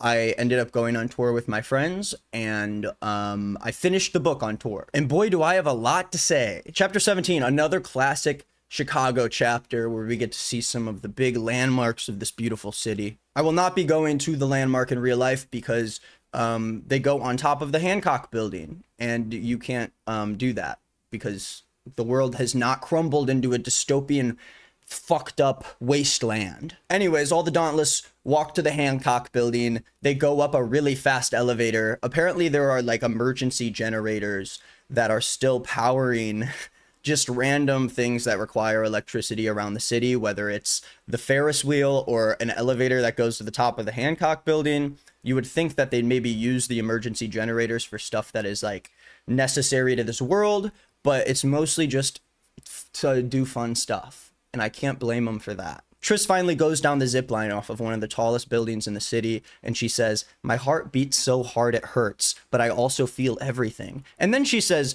the ground grows and bulges beneath me. And I thought that that was a very interesting way to like explain depth perception, I guess. The ground gets closer and it's like bulging. Chapter 18 is when we're beginning phase 2 of initiation. Before they begin phase 2, all of the initiates are coming together and conspiring about what it may be, what fucked up thing that they're gonna make these initiates do next. But Uriah says that nobody can prepare for stage 2. 4 leads all of the initiates into a room, and what she sees in front of her is a simulation setup, just like in the aptitude test. 4 says, ever hear the phrase, face your fears? We're taking that literally. The simulation will teach you to control your emotions in the midst of a frightening situation. So last time they abused all of these children by physically making them fight each other, but this time they're just gonna lock them in a simulation and like torture them that way. Now each of the initiates have to go into the simulation room one at a time with 4, so then 4 finally brings Tris in and starts explaining it to her. The whole thing ends up turning into a goon sesh, as you could have predicted. His fingers brush my neck, my body tenses. A tender gesture? Anyways, 4 explains this totally morally sound process to Triss. He says, the serum will go into effect in 60 seconds. This simulation is different from the aptitude test. The serum stimulates the amygdala, which is the part of the brain involved in processing negative emotions like fear, and then it induces just a simple hallucination that you have to then fend yourself off from. And then the goal is to stay in the hallucination until you calm down. Once your heart rate lowers and you control your breathing, then you'll be able to escape the simulation. Triss ends up going into the simulation where a bunch of crows show up. They're just flapping around her and shit, and they're pecking at her and doing what crows do. She finally calms down after getting completely mauled by these crows, and then she gets out of the simulation and is like freaking out. 4 is trying to talk her down. Triss is not having it. She's very upset. She yanks her arm away from 4 and says, "Why did you do that to me? What was the point of that, huh? I wasn't aware that when I chose Dauntless, I was signing up for weeks of torture." And like, I guess she's blaming it on 4. I think it's more of a greater Dauntless problem that their initiation is just like trying to mentally destroy all of the people who are trying to get into their faction. 4 says, "Did you think overcoming cowardice would be easy?" And then Triss says, "That isn't overcoming cowardice. Cowardice is how you decide to be in real life. And in real life, I'm not getting pecked to death by crows. 4. Learning how to think in the midst of fear is a lesson that everyone, even your stiff family, needs to learn. That's what we're trying to teach you. If you can't learn it, you'll need to get the hell out of here, because we won't want you." And then he smiles at her and he says, "Tomorrow you'll be better at this. You'll see." Yeah, tomorrow. He touches my back and guides me through the dormitory. I feel his fingertips through my shirt. Their gentle pressure makes me forget the birds for a moment. If there's one thing that will distract you from the torture that the Dauntless faction inflicts on you, it's gonna be a hot boy telling you everything's okay, touching your back. He's gaslighting and love bombing and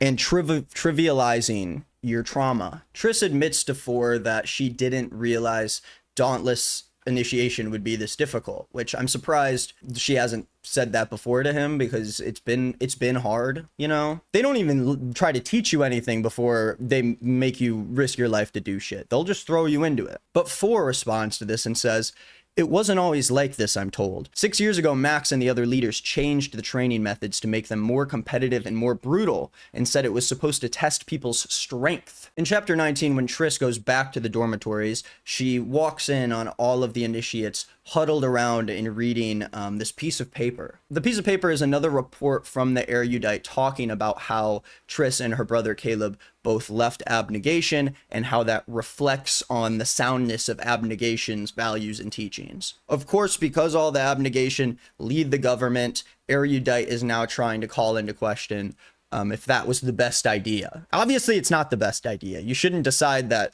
people who get to voluntarily join a specific faction are the only people who get to control the government and how this whole world works. I don't know why anyone ever agreed to that, but I guess these were the same people who thought that the factions were a good idea in the first place.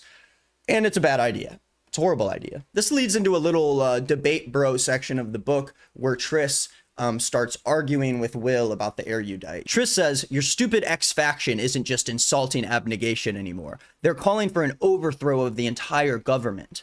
Then Will says, "No, they're not. They're arrogant and dull, and that's why I left them, but they aren't revolutionaries. They just want more say, that's all. And they resent abnegation for refusing to listen to them." I feel like up to this point in the book, we haven't been given enough solid proof that the erudite are as evil as they think, and I think that's because we're reading the book from Triss's perspective, and she grew up with a dad who is a politician who's specifically being attacked by the erudite, but at the same time, she has been indoctrinated to believe what her father is saying and trust that he's a good man.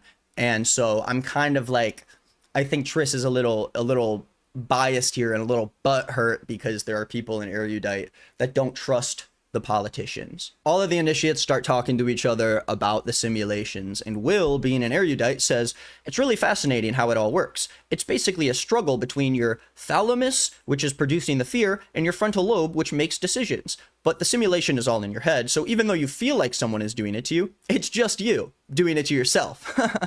Yeah, that's a really cute explanation as to the mental warfare that you have to be up against by just trying to join this faction. We've got this scene where they go out to the pit and Triss notices that Thor is drinking and laughing with other people in Dauntless, and she feels weird about the fact that he's drunk. And then he comes up to her and he starts being like, "You look different." And she asks what he's doing, and he says, "Flirting with death, drinking near the chasm. Probably not a good idea."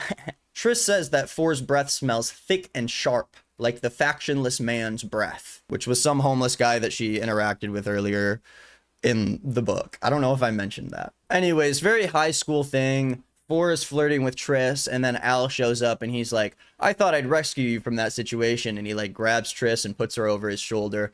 I've seen guys like this before. They are red flags, not good news. It's interesting because these chapters will just keep shoving in your face how like fucked up this whole thing is, and they make you believe it's so awful because it is.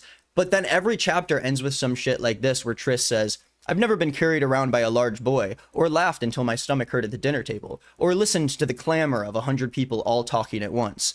Peace is restrained. This is free." So she's basically like, you know, with all the chaos and everything, there's not necessarily peace here, but this is better. This is freedom. In abnegation, they are just forced to live within these rigid rules.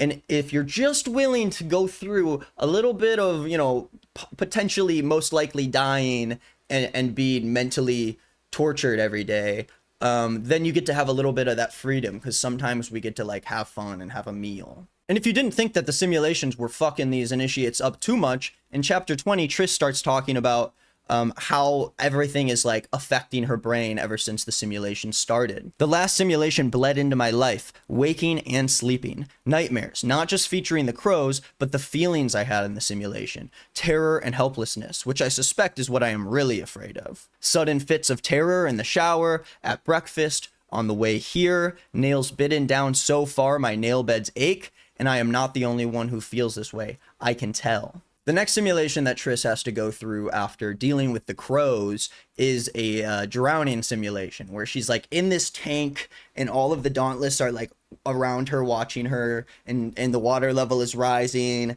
and she's trying to break out, but she's panicking too much and she needs to calm down. And she keeps shoving the wall with her palm, believing that she can break the glass. And I think once she truly believes it, then the glass all breaks and she escapes from the simulation. That was not how she was supposed to escape. She somehow altered the outcome of the simulation. Thor asks her, "How did you crack the glass?" And Triss says, "I don't know. Freaking beats me. You guys are the ones that made the freaking simulation." Thor just keeps staring at Triss and she says, "What?" And Thor says, "You're divergent." Triss tries to pretend she doesn't know what he's talking about, but he says, "Don't play stupid. I suspected it last time, but this time it's obvious. You manipulated the simulation. You are divergent." I don't know. For some reason, he's so pissed off about it. It says he walks back to the simulation room and slams the door behind him. He didn't seem that pissed off before. He was just like, "Hey, you need to figure this out." But I guess he's also pissed off about it for some reason. And he also won't explain it to her. No one will ever explain like what it is that's going on. They're all like, "You gotta figure this out, but I'm not gonna tell you anything else about it." Triss decides she's gonna go back and see Tori, the woman who gave her the aptitude test, and she's going to ask her about the divergent stuff again. Even though last time she went, Tori was like, "No, I can't talk to you about this." But this time Tori doesn't care. She's like, "What's going on? How are the simulations going?" And Triss asks Tori to tell her what being divergent has to do with the simulations. And Tori says, "Among other things, you are someone who is aware when they are in a simulation, that what they are experiencing is not real. Someone who can then manipulate the simulation or even shut it down." And she also says, because you are dauntless, it tends to be someone who will die. Now, my big question I have about this is that if Tori knew that being dauntless would require a lot of simulation work, then maybe she should have warned Triss not to pick dauntless, knowing that she would have to do so many simulations, and it is just a matter of time before someone sees that she's just finishing every simulation really fast, and that she's fully aware and she can escape it in a way that the other initiates can't. Like, it is the worst possible faction to be in. You are always doing simulations. And Tori finally tells Triss that the reason she knows about all of this is because her brother was actually divergent and he was in Dauntless and they killed him. And Triss tells Tori, "You're paranoid. The leaders of the Dauntless wouldn't kill me. People don't do that. Not anymore. That's the point of all of this. All the factions. Now, why would Triss ever believe that? Why would she ever believe that the Dauntless are above going out of their way to kill her? Because all the evidence I've seen so far is that even if they do kill you, no one will be held responsible for it, and no one really cares. So I don't really understand what has given her the belief that Dauntless are not bad enough people to go out of their way and freaking kill her. She said her brother got really good at the simulations. She said he got really good really fast, and the simulations weren't even scary to him. They were like a game. Obviously that is not the case for Triss. Even though she's aware in the simulation, she's still like is really scared, and it doesn't feel like a game to her. Maybe there are levels to the divergence. Maybe there are levels. But besides being able to change the simulations, Tori does not have a clue as to why divergent people are in danger from the government or whoever is trying to kill them. We're going to go into chapter 21. I'm going to give a quick content warning. There is talk of SA and self-harm from this chapter going forward in the book. I'm not going to be too crazy in detail about it, but I'll explain it, okay? Triss talks about how the Erudite have released 2 more articles about abnegation. The first one being about how abnegation is withholding luxuries like cars and fresh fruit from the other factions in order to help themselves. And the second article is stating that it is a failure of choosing government officials based off their faction, and they want to go back to the democratically elected officials of the past. Triss says it makes a lot of sense, which makes me suspect that it is a call for revolution wrapped in the clothing of rationality. She's like, maybe what the Erudite are saying does make a lot of sense, which must mean they're actually calling for revolution and hiding it behind stuff that makes sense. And if the Erudite are so smart, why did they agree to allowing abnegation to control the government in the first place if they agree that it's a bad idea? I don't know how everyone got on the same page at any point in this whole thing. Meanwhile, phase 2 with these simulations are just like ruining the mental state of all of the students, including Triss, who can control the simulations. So I can't imagine what's happening to the other initiates. Triss kind of trauma dumps on us, tells her about the past 4 days of her simulation training. One of the fears was Peter tying her to a stake and setting her on fire. Another one of them was her drowning in the ocean. Another one was her family slowly bleeding to death in front of her. And then finally she was held at gunpoint and forced to kill one of her family members. Classic. She says that my nail beds are bitten raw. I have been chewing them as I sleep. I wake to bloody hands every morning. But then less than a page later, Triss says, I shouldn't be so easily distracted by 4. The simulations should disturb me more. They should break my mind, as they have been doing to most of the other initiates. Drew doesn't sleep. He just stares at the wall, curled up in a ball.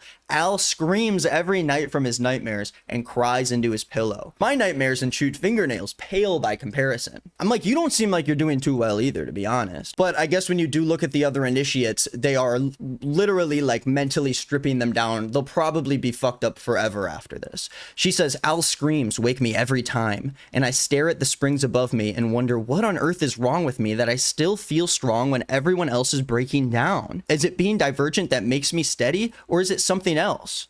I have not been getting the idea that she is like, miles ahead of the other initiates in terms of how much the simulations are fucking with her head. It seems like she's also having horrible nightmares, and she's also waking up traumatized by what she has to experience every night and in the simulations. I don't know. At some point, Triss returns to the dormitories and is surprised to see Eric there in front of a chalkboard. He is actually giving them their rankings so far, even though phase 2 hasn't been complete yet. And Triss ends up being in first place ahead of Peter. She says Peter's average simulation time is 8 minutes and Triss's is 2 minutes and 45 seconds. Now, I know you can only have so much control, I'm sure, inside of the simulations, even though she's divergent, but don't you think you want to hide it a little bit that you're divergent rather than, having your time be like a third of what the second place person's time is? I feel like that right there is immediately like anyone who knows about divergence is like, well, there you have it. She definitely is. There's something going on there. And Peter is pissed. I will not be outranked by a stiff, he hisses. How did you do it, huh? How the hell did you do it? Later in the chapter, 4 approaches Triss looking tense and worried, and we get another little goon sesh between our 2 lovers. And Triss says that she stares at him and she feels her heartbeat everywhere, even in my toes. Huh? The hell? That night, Triss gets out of bed to get a drink of water, and she overhears someone in the hallway talking. It's Eric's voice, talking to some strange woman. Triss is snooping in and trying to hear what they're saying, and Eric says, so far there haven't been any signs of it. The woman replies and says, well, you wouldn't have seen much of it yet. Combat training shows you nothing. The simulations, however, reveal who the Divergent rebels are, if there are any, so we will have to examine the footage several times to be sure. There haven't been any signs of it, Eric says? What about the fact that she's literally in first place and is beating everybody by like 5 or 6 minutes in the simulations? Does that not like a pretty clear ass sign? The woman says, don't forget the reason I had Max appoint you. Your first priority is always finding them. Always. So Eric has obviously been given this dauntless leader position to hunt down Divergent rebels and get rid of them for whatever danger that will turn on this evil plan that the Dauntless have going on. As Triss is listening, though, someone grabs her. A hand claps over her mouth. She says, it smells like soap. So at least he washed his hands before he clamped over Triss's face. She gets blindfolded and she can hear Peter's voice saying, shut up and keep her mouth covered. The soap smell is familiar. Lemongrass and sage, the same smell that surrounds Al's bunk. A weight drops in my stomach. So Al, Peter, and who we later figure out is Drew, all grab Triss and bring her to the railing over the chasm, either trying to freak her out or throw her over the edge or whatever. She's not sure what's going on. That's when things escalate in this book to a place where they really haven't before. Obviously, they're always like close to dying and they kill each other, but this time we see that a heavy hand gropes along Triss's chest. You're sure you're 16, Stiff? Doesn't feel like you're more than 12. So at this point, she's being like assaulted by what I assume to be Peter. Peter says, wait, I think I found something, and his hand squeezes her, and she says that Al's hand slips from her mouth, and she hears him say, stop that. So obviously Al still has some good in his heart, I guess, and still likes Triss, but there's something about her being first and him just continually being at the bottom of the totem pole that has finally caused him to snap and join the other side to have some control over the traumatizing shit that he's going through. But of course, already it's like, okay, well, fuck that guy. It doesn't matter if he wants Peter to not touch Triss. He's there trying to force her over a railing and potentially kill her. So yeah, no, fuck Al. When Al takes his hand off of her mouth, she decides to strike in that moment. Just to end up getting the shit beaten out of her by the 3 of these guys. She's practically down for the count, but she takes her blindfold off and sees Al running away. Someone is on the pit floor. Drew, screaming. I hear thumps, kicks, groans. Oh! I blink a few times and focus as hard as I can on the only face I see. It is contorted with anger. His eyes are dark blue. 4, I croak. So the boy shows up to save the day, beats the life out of Drew. Peter slips away, Al slips away. In the next chapter, Triss wakes up in 4's home, and her and 4 goon over their wounds that they have acquired from the night before. He rests his knee on the mattress and leans over me, slipping the ice pack under my head. Before he pulls away, I reach out to touch the cut on the side of his lip. Touch my fingertips lightly to his mouth. 4 tells her that he deposited Drew at the infirmary after he beat the shit out of him. He says that Peter and Al ran away, and Drew claimed that they were just trying to scare Triss. Even though Triss just experienced something really like traumatic and fucked up, 4 says the others won't be as jealous if you show some vulnerability, even if it isn't real. Because if she doesn't, then she'll be seen as a threat, and next time it might be worse and she might die. Oops. At the end of the chapter, 4 says, but please, when you see an opportunity. He presses his hand to my cheek, cold and strong, and tilts my head up so I have to look at him. His eyes glint. They almost look predatory. Ruin them. Triss laughs and says, you're a little scary, 4. And he says, do me a favor and don't call me that. What should I call you then? Nothing. He takes his hand from my face. Yet. Okay, well, so how is she supposed to address this motherfucker now? He's like, don't call me by my name, but I'm not going to tell you what you should call me. God! Boys are so confusing. Triss sleeps at 4's place. She sleeps on his bed while he sleeps on the ground. Since, we're still in virgin loser territory, nobody is having sex in Dauntless. No one's having sex in any of these factions. And I think it's a little bit laughable that we're in this dystopian fucked up world and there's less sex than there was before. As Triss watches Four sleep, she wonders about him, who he really is inside. She says, who is Four when he isn't Dauntless? Isn't an instructor? Isn't Four? Isn't anything in particular? Yo, I hated that I just did that. He's not sweet or gentle or particularly kind, but he is smart and brave. And even though he saved me, he treated me like I was strong. I watch the muscles in his back expand and contract until I fall asleep. Okay. Later in the chapter, the gooning begins once again. I don't know if, like, people are going to get upset that I just keep talking about how so much of the book is the goon fest.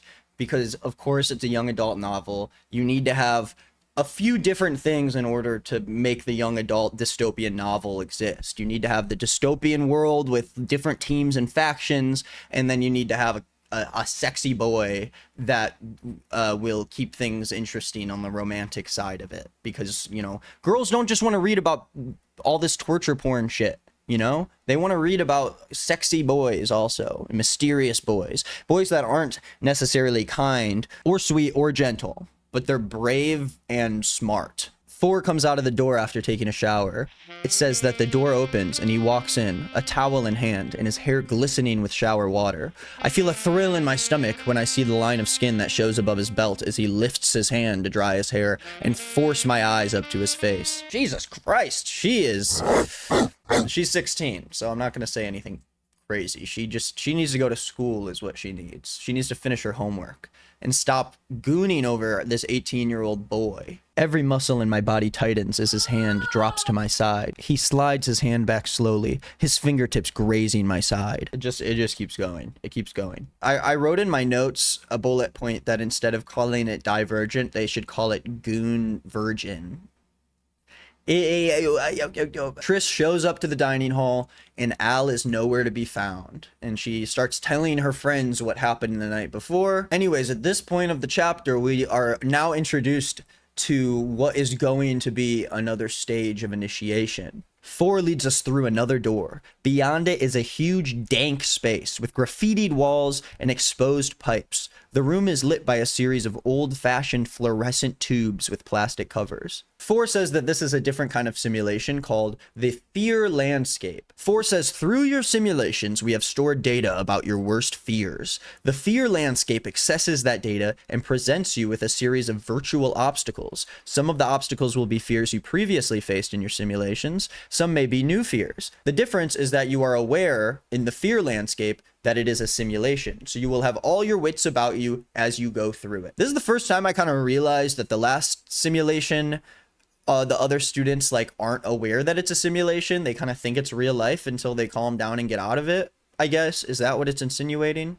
I might be misunderstanding. But Triss says that means that everyone will be like Divergent in the fear landscape, because they are aware and have control over what's going on around them. And then Four tells them that the number of fears you have in your landscape varies according to how many you have. So I guess there is a specific number of fears that the simulation detects from you, and you have to go through, you know, however many fears you have. If you're scared of a lot of things, you just have to do a lot more to get out of it. It doesn't really make sense. I don't know. I didn't expect them to just be like, yep, stage 3 is just more simulations. And they are told that next week they will go through their fear landscape as quickly as possible in front of a panel of dauntless leaders. And Peter says, that doesn't sound fair. What if one person only has 7 fears and someone else has 20? That's not their fault. Four laughs at him and says, do you really want to talk to me about what's fair? I understand why you're worried, Peter. The events of last night certainly proved that you're a miserable coward.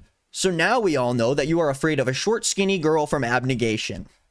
Ha ha ha. Get owned, Peter. Get friggin' owned. Although I think Peter's right. This is super unfair and doesn't really make any sense at all. That some machine is going to like figure out inside of you how many fears you have.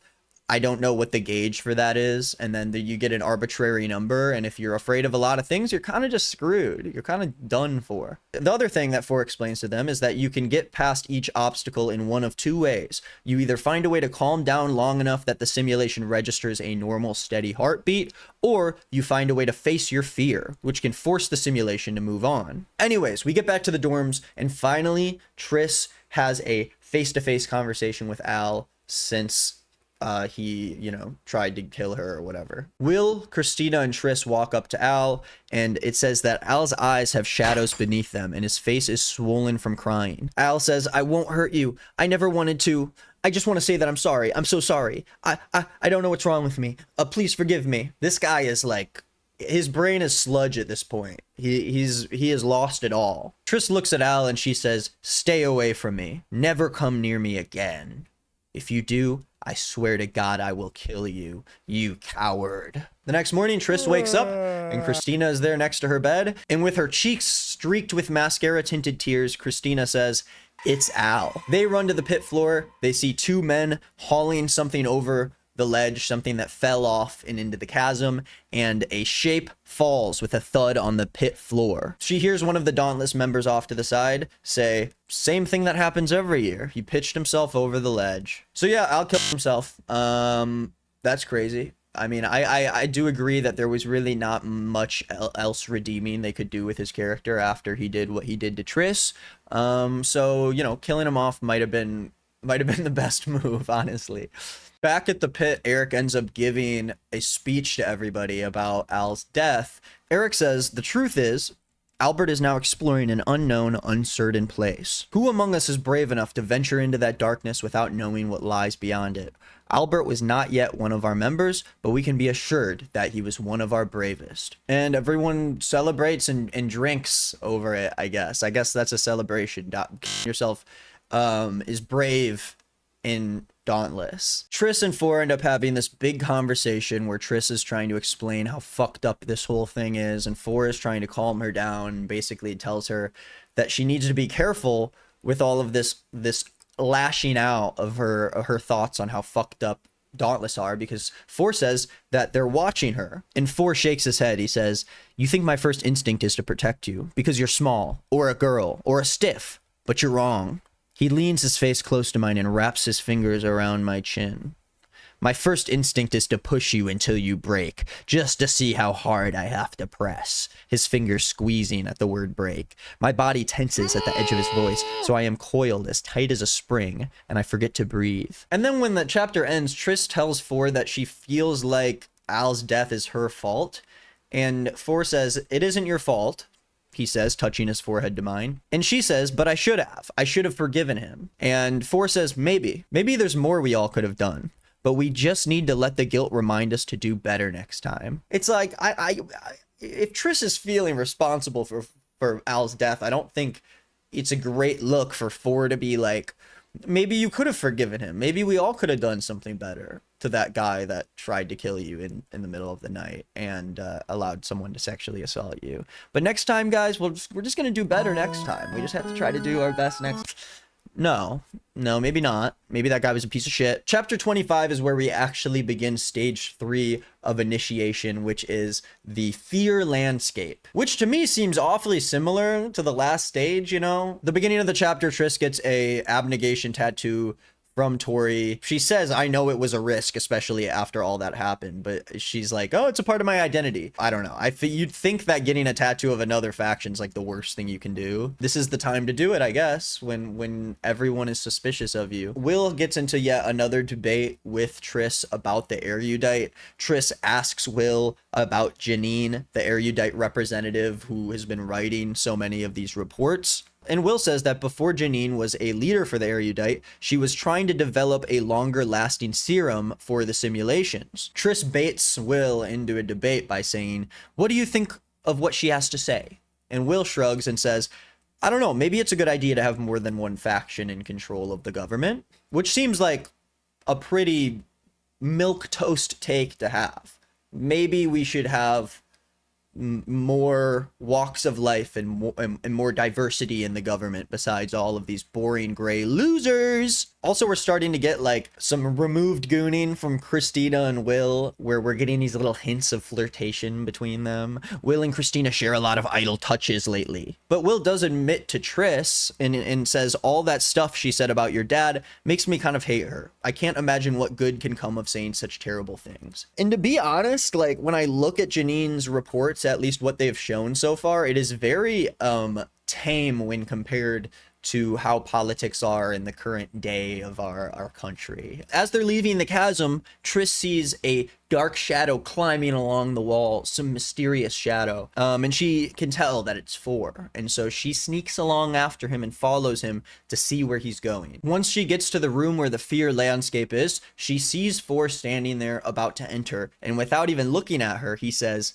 "Since you're here, you might as well go in with me." And then you learn from 4 that the serum connects you to the program, but the program determines whose landscape you go through. So Triss can actually join 4 inside of his fear landscape to see what he's afraid of and see the obstacles that he has to do. Right before they go into the simulation, 4 says, "See if you can figure out why they call me 4." Now, at this time, my personal theory was that they called him 4 because his dick is 4 inches hard. Why would us going into the fear landscape give us a hint as to why he's called 4?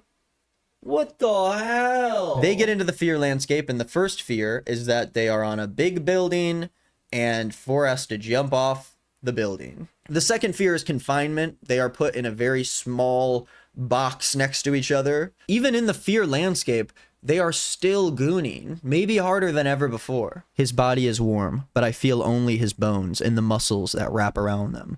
Nothing yields beneath me. My cheeks get hot. Can you tell that I'm still built like a child? I think it's weird that she's 16 and he's 18 and she's constantly talking about how she's like, her body is like still a child, like she's not an adult. Who knows what the age of consent rules are in the Divergent universe? I squeeze his waist to pull him down with me. I feel the hard line of his rib against my... Anyways, he ends up telling Triss that the reason he's afraid of the small confinements is because this is one of the childhood punishments that he would have. There was a tiny closet upstairs in their room. They go into Forrest's third fear, and he has to kill a lady with a gun. Yeah, I don't know. It's scary, whatever, who cares? Now, Forrest's fourth fear is this man standing in front of him, and he says to Triss, "Here's the part where you figure out my name." She recognizes this man in front of him as Marcus, the man who worked with her dad and who had reports against him because his son left abnegation a couple years earlier. Remember that from the beginning of the book? It said, my father says, that Marcus's violence and cruelty towards his son is the reason his son chose Dauntless instead of abnegation. She realizes that 4 is actually Tobias, Marcus's son. And by having this fear of Marcus, she also learns that maybe some of the things that were said about Marcus were true. And the fear turns into like a dozen Marcuses that are around 4 getting ready to hit him with belts. And because Marcus is attacking Triss in this fear also, 4 gets really angry. He is able to escape the simulation. Triss says, "That's it? Those were your worst fears? Why do you only have 4... ... My voice trails off. Only 4 fears. What? Oh. I look over my shoulder at him. That's why they call you So yeah, they call him 4 because he has 4 fears. I don't know if you didn't get that already, but that's why they call him 4. I will say that I was talking to one of my friends about the book, and she did spoil. That was the one thing that got spoiled for me in the book. She was like, "Oh, have you gotten to the part where you learn that 4 is called 4 because he has 4 fears?" Of course, I hadn't gotten to that part yet, but whatever. Big reveal, 4 fears, Tobias. Crazy twist, crazy twist. The big Tobias reveal chapter ends with, of course, more gooning. He wraps his hand around my elbow, his thumb pressing to the... He lifts his head and slips his fingers through my hand. I try to ignore the nervous electricity that pulses through me. I know I just keep mentioning the gooning, but it's like... how it ends up being like half the chapter, and it's like, well, am I not going to talk about it? Chapter 26. 4 tells Triss that he has something to show her. They're holding hands the whole way to the pit, which feels like kind of a risk. That one of the instructors who's leading you through initiation is, you know, publicly romanticizing with you. Obviously, they're not showing everybody, but it feels like they're watching Triss all the time.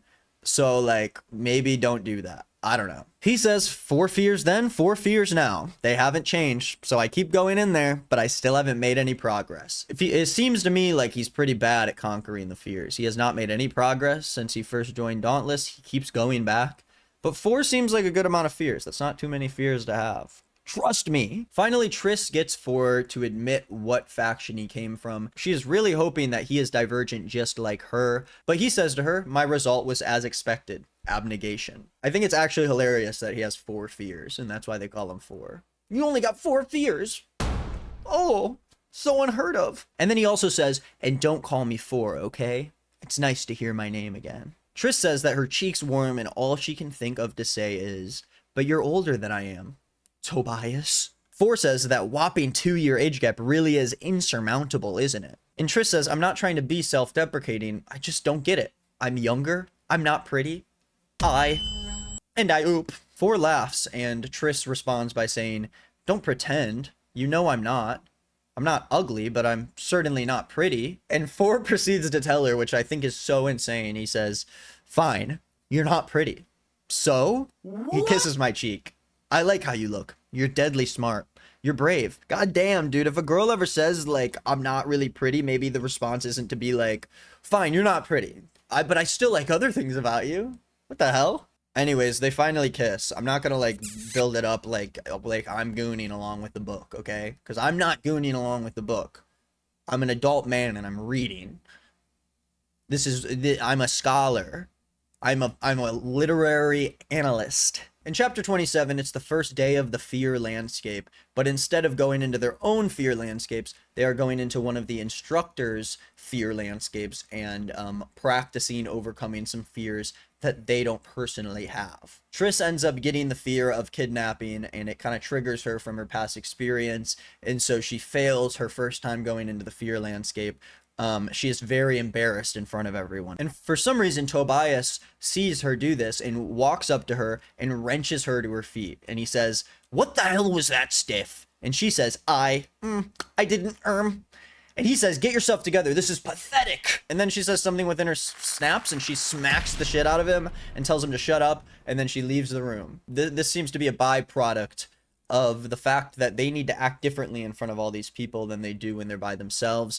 And to Triss, a young girl who is having a crush for the first time in her life, is confused. This older man is confusing her and is causing her to feel all these different emotions on top of everything she has to deal with in Dauntless. It's quite sad, really, and it's a reflection on the current socio. In chapter 28, Triss decides to go visit her brother. She's feeling really upset and lonely, and she knows that she can't go home back to the abnegation headquarters and see her family. Triss says herself that Eric did not tell us we couldn't visit people in factions other than the ones we came from, though, and my mother did tell me to visit Caleb. She says she knows she's not allowed to leave without supervision, but she can't stop herself. So apparently it's allowed, but it's not allowed.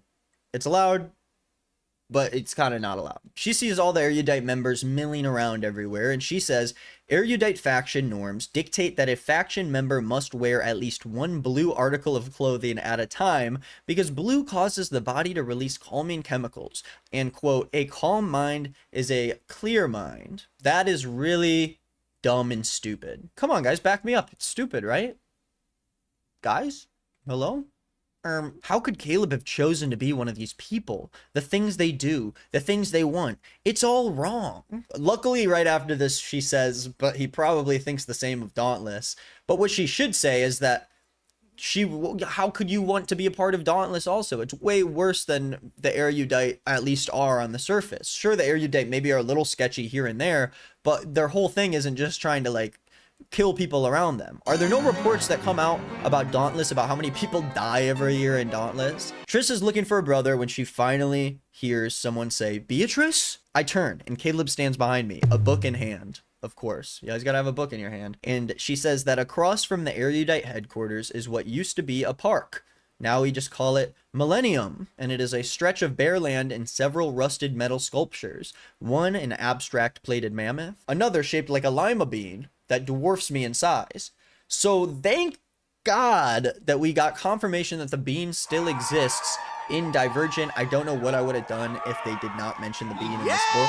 It was killing me. They said it used to be a park and now they just call it Millennium, but they literally currently call it Millennium Park in Chicago. So I don't know why. I don't know, whatever. I guess they just still call it Millennium and they think that they came up with that cool name. Like, the hell? So they stop in front of the bean to have a conversation about why Triss has come to Caleb. He says that he's skeptical of Dauntless. He's like, if I were me, I would not want to get in trouble with your faction. And Triss is like, What is that supposed to mean? What do you think it's supposed to mean, dude? You don't want to get in trouble with your faction because they try to kill all of you guys constantly. And Triss says that she knows exactly what it means. He sees my faction as the cruelest of the five and nothing more. So she thinks that there's like a misunderstanding about what Dauntless is. She always thinks this, but there's no misunderstanding. They're all horrible. They're like just all horrible people. He says, what happened to you in there?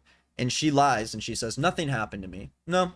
It's been actually pretty chill. It's fun most of the time, actually. Triss grabs Caleb and pulls him under the bean. Okay, so now we are under the bean. This is really important. Caleb tells Triss something big is happening. Something is wrong. I don't know what it is, but people keep rushing around, talking quietly, and Janine gives speeches about how corrupt abnegation is all the time, almost every day. So this is the first time I feel like we've gotten a legitimate voice from the inside giving us maybe some sort of hint that something really weird is going on in Erudite. Sure, those reports were coming out, and of course there's going to be leaders of factions that are saying shit, but this seems like it's something that's even bigger. Triss and Caleb get into this argument where he feels like he understands what's going on and he can protect himself, but Triss thinks that he's getting manipulated and that there is even more going on than he even thinks. Caleb tells Triss that she has no idea what she's talking about, and Triss says, yeah, how could I possibly know what a corrupt faction looks like? I'm just training to be dauntless, for God's sake. At least I know what I'm a part of, Caleb. You are choosing to ignore what we've known all our lives. These people are arrogant and greedy, and they will lead you nowhere. Caleb gets to a certain point where he's like, you need to leave, and Triss says, with pleasure.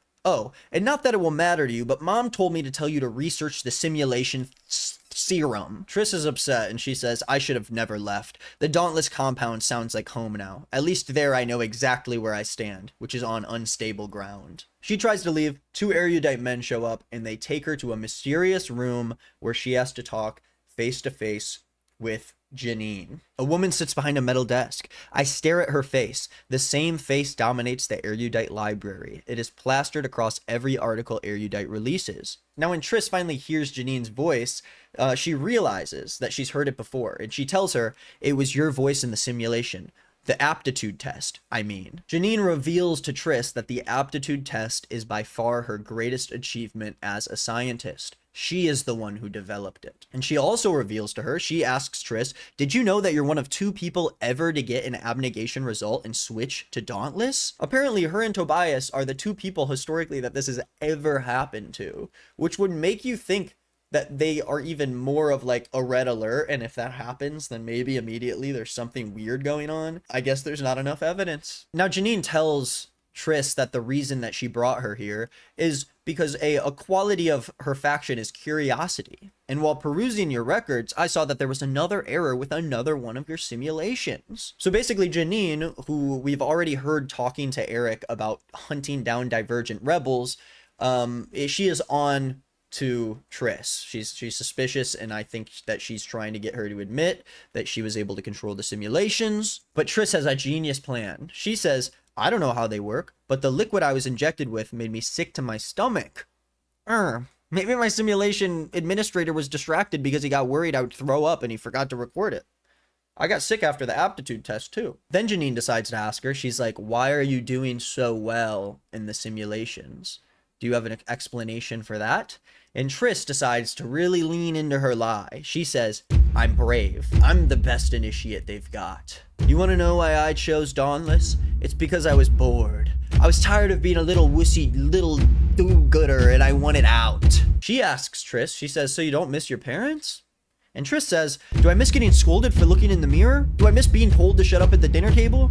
No, I don't miss them. They're not my family anymore. And Janine says, can I take that to mean that you agree with the reports that have been released about the political leaders of this city? And Triss looks at her and lies to her and says, wholeheartedly. So anyways, that worked. The erudite guy decides to drive Triss back home to the Dauntless headquarters, I guess. Triss comes back to the Dauntless compound to be face to face with Eric, who seems beyond angry. A different Eric that is more composed, which makes him even scarier. He is not a maniac anymore. He is perfectly controlled, perfectly poised, careful and quiet. For the first time, I recognize Eric for what he is, an erudite disguised as a dauntless, a genius as well as a sadist, a hunter of the divergent. So she comes to the conclusion that Eric is one of Janine's lackeys that has been basically groomed and sent to Dauntless to be able to help Janine hunt down Divergent. Luckily, as Eric is intimidating Triss, Tobias walks in. I keep almost calling him Four, but now he's Tobias, okay? Eric asks Tobias to leave, and he says, no, she's just a foolish girl. There's no reason to drag her here and interrogate her. Triss remembers that Tobias told her to act more vulnerable, and she realizes that in order to get away from Eric, she needs to stop putting such a target on her and make her seem weaker than she is. Triss says to Eric, I was just embarrassed and I didn't know what to do. I pinched my leg so hard that the tears well up in my eyes, and I look up at Eric sniffing. I tried to, and I shake my head. You tried to what? Asks Eric. Kiss me, says Tobias, and I rejected her, and she went running off like a 5-year-old. There's nothing to blame her for but her stupidity. Eric laughs at Triss and says, isn't he a little too old for you, Triss? And then Eric lets her go, I guess. It does seem a little bit out of character for Tobias, but I guess it worked on little old, dumb little Eric. Tobias and Triss have a second alone, and Triss kind of unloads on Tobias about what happened last time they were with each other, when she smacked Tobias in the face. Smacks the shit out of him. Finally, Four tells Triss to meet him back at this spot later that night because he has something important to tell her that he cannot tell her right now. Anyways, Triss goes to talk to Christina, and Christina tells Triss that her and Will have finally kissed, and love has blossomed between them. Christina tells Triss that she misses being in Candor and actually explains what the Candor initiation is. She said, at Candor, instead of simulations, you get lie detector tests. All day, every day. In the final test, they give you this stuff they call truth serum and sit you in front of everyone and ask you a load of really personal questions. The theory is that if you spill all your secrets, you'll have no desire to lie about anything ever again. Like, the worst about you is already in the open, so why not just be honest? That seems super fucked up. Kind of changes the way I feel about Candor for sure. They have truth serum and I don't know, it feels like just like another thing that they threw into the lore, but I think that it's kind of dumb and doesn't really, I don't know, none of this makes any sense. Anyways, Triss meets Four and they go on the train to go somewhere and they make out the whole time. I could keep reading all the gooning quotes, but I'll spare you this time. Besides this, I'll say, his fingers slip down my spine and a shiver follows them down to the small of my back. He unzips my jacket a few inches and I press my hands so my legs stop shaking. They get off the train near the erudite headquarters and Four says to Triss, 2 things you should know about me. The first is that I am deeply suspicious of people in general, and the second is that I am unexpectedly good with computers. So Four tells her that he found a way into the Dauntless secure files, and what he discovered was what looked like war plans, thinly veiled commands, supply lists, maps, things like that. And those files were sent by the erudite. Triss asks him, war on abnegation? And he says, the faction that controls the government. Yes. All those reports are supposed to stir up dissension against abnegation. Evidently, the erudite now want to speed up the process. And Triss realizes something horrible. The erudite don't have weapons, and they don't know how to fight, but the Dauntless do. Chapter 29 begins with Initiation Day for the Dauntless. We have finally made it to this point in the book where you figure out whether or not you're going to make it into the faction. At the beginning of the chapter, Triss says that abnegation's initiation ceremony is a quiet affair. The initiates, who spend 30 days performing community service before they can become full members, sit side by side on a bench. How silly is that? That in abnegation you just have to do community service, but then in Dauntless and Candor they like inject you with shit and make you do a bunch of fucked up shit. This whole chapter, she's just anxiously waiting for her turn as she watches everyone else go through the final test. There's a big series of screens where everyone gets to watch the initiates in the room try to do their fear landscape. They don't get to see what is happening in the fear landscape, they just get to see the way the person is reacting. But apparently the actual Dauntless leaders get to see inside the fear landscape. Triss starts to get through most of her fears pretty easily. She already came up with strategies to be able to control the simulation and get it to do what she wants. And one of her last fears, one of her last obstacles is intimacy. And it is with Four. Four is trying to, I guess, have sex with her. What? In in this part of the fear landscape. Anyways, she tells him that she's not going to sleep with him in a simulation.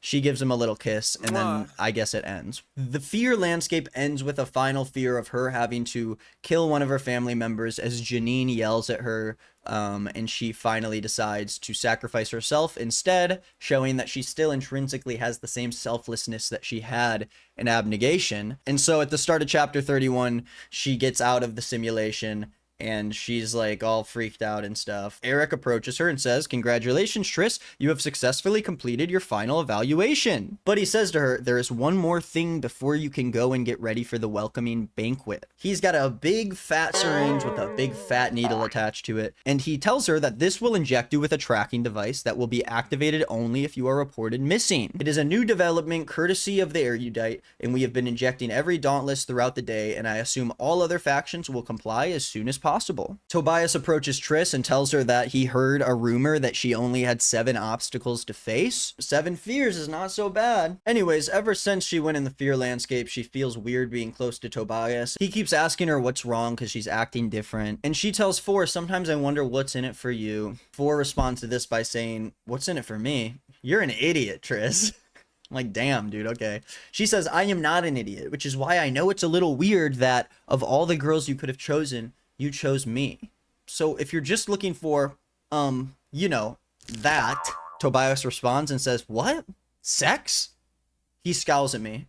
If that was all I wanted, you probably wouldn't be the first person I would go to," which is insane. He does not know how to talk to a girl. Triss obviously gets upset that he says that, and he says, "I'm sorry. What I meant was that you aren't like that, which I knew when I met you." And he says, "Triss, I don't know what delusion you're operating under." He is such an asshole, by the way he talks to her. "I don't know what delusion you're operating under, but this is all new to me too." And she's like, "Oh, I mean, you haven't had sex? I just assumed because, it looks like Tobias is a virgin loser too. We're supposed to goon over him this whole time. He's never even had sex." Loser! More gooning because they're talking about their tattoos. Ford takes his shirt off. "Someday," he says, "if you still want me, we can, ugh." Then we have this dialogue where she asks him, "Are you afraid of me too, Tobias?" "Terrified," he replies with a smile. "Maybe you won't be in my fear landscape anymore," I murmur. "Then everyone can call you 6. 4 and 6, I say. This book is so long. I wanted this to be over. Chapter 32 is the chapter before the final act begins. I'm gonna stop recording after this one because I need a break. It's been like 3 hours of me talking about this. They are about to learn the final rankings for Dauntless Initiation, and Christina says, "Question. The leaders who were watching your fear landscape, they were laughing about something. So the leaders who are in the fear landscape can actually see what is going on in the simulation, I guess, and they saw that she was like nervous around 4, and they all were like, haha, that's so funny." Anyways, Eric announces the final rankings, and next to number 1 is her picture and the name Triss. "First, divergent or not, this faction is where I belong." Is it though? Is it where you belong though? Peter ends up at number 5, Will ends up at number 6, Christina ends up at number 7, and at the bottom of the list, past number 10, is Molly and Drew. Molly and Drew have not made the cut, and they are now going to be factionless. Fuck them. Peter's gonna have no friends. It isn't quite the victory I wanted, but it's a victory nonetheless. Will and Christina kiss, a little too sloppily for my taste. Triss sees Tobias and he says, "You think giving you a hug would give away too much?" And then Triss says, "I really don't care." And she stands on her tippy toes and gives him a fat kiss and states, "This is the best moment of my life." Maybe don't kiss the guy that helped you make it into Dauntless in front of everybody while you're being targeted as Divergent. But it's, we're supposed to have the payoff, You can't keep edging us the whole book and not give us the payoff. A moment later, a few things come together at once for Triss. But she realizes that 1, colored serum contains transmitters. She also realizes that the transmitters connect the mind to a simulation program. She also realizes that erudite are the ones that are developing the serum. And she also realizes that Eric and Max are working with the erudite. And at the end of this act of the book, Triss comes to the conclusion that she knows how the erudite are going to get them to fight. How are they going to be able to get the Dauntless to be soldiers on behalf of all these erudite nerd virgin losers? We will find out in the next part. and I'm not going to record that part right now because it's been almost 3 hours of me talking about this past section of the book. Here we go. Hello, everybody. I just got back from the airport. I need to talk about the rest of this book and wrap it up. All right, let's get to the last act of the book. We're on chapter 33. Triss walks back to the dormitory and is in the dark, but can hear shuffling feet and mattresses and can tell that people are up and about. She sees Christina tying her shoelaces off to the side, see Will putting on a shirt. She says everyone is awake, but everyone is silent. What the heck is going on here? All the initiates fall into a line when they finish dressing. They start to file silently out of the dormitory. They are sleepwalkers. Triss starts following the line of Dauntless and realizes that they all move in unison, the same foot forward as the same arm swings back. And she says, of course, Eric said every Dauntless was injected yesterday, so now the entire faction is brain dead, obedient, and trained to kill. Perfect soldiers. She realizes that all the Dauntless are sleepwalking according to orders that the Dauntless leaders are giving them. She realizes that the Dauntless leaders are the only ones who are not being basically mind controlled right now. She's led into one of the train cars and luckily finds Bay. Tobias is in the train car. She says her eyes twitch up just for a second to see his face. She says, Tobias, as blank-faced as the rest of them. Was I wrong? Is he not divergent? Tears spark behind my eyes, and I blink them back as I turn away from him. And Triss is not under mind control like the rest of them, apparently because she is divergent. Just like it helps her control the simulations, I guess it also stops her from being mind controlled also. That's the other superpower you get when you're divergent. It's a pretty shitty superpower. I'll say it's lame as far as supernatural abilities go. So unfortunately, she realizes that Tobias is also under the mind control, but then she says that something peculiar happens, guys. Fingers lace with mine and a palm presses to my palm. Tobias holding my hand. So we realize that Tobias is actually divergent, guys. How crazy is that? Who's freaking out? What a crazy reveal. But of course, they don't want to let any of the Dauntless leaders know that they are not being affected by the mind control. So they stand there and they just wait, along with everybody else. All of the Dauntless get to the abnegation sector and leave the trains and walk about a half mile before Triss starts to hear popping sounds. Far ahead of us, I see a Dauntless soldier push a gray-clothed man to his knees. I recognize the man. He's a council member. The soldier takes her gun out of her holster and with sightless eyes fires a bullet into the back of the council member's skull. The soldier has a gray streak in her hair. It's Tori. So Triss and the rest of the Dauntless are sent to the abnegation sector specifically to kill abnegation and wipe them out. I don't know if it's just the abnegation leaders. I assume it's just the council members. Well, she does say right after this that all of the abnegation will die if this continues. So I don't know. I'll trust her word on it. As they stand in a line, Eric and one of the other Dauntless leaders start walking past all of the mind-controlled fuckers. As Triss and Tobias stand in the line, Eric and one of the other Dauntless members walk up to Triss and Tobias and start talking about the serum and the mind control right in front of them. Eric pokes Triss's cheek with his finger and explains to the female Dauntless member that they are able to receive commands from their computers inside of the transmitters. And then Eric has another evil quote that he says, where he walks up to Four and says, "Now this is a happy sight.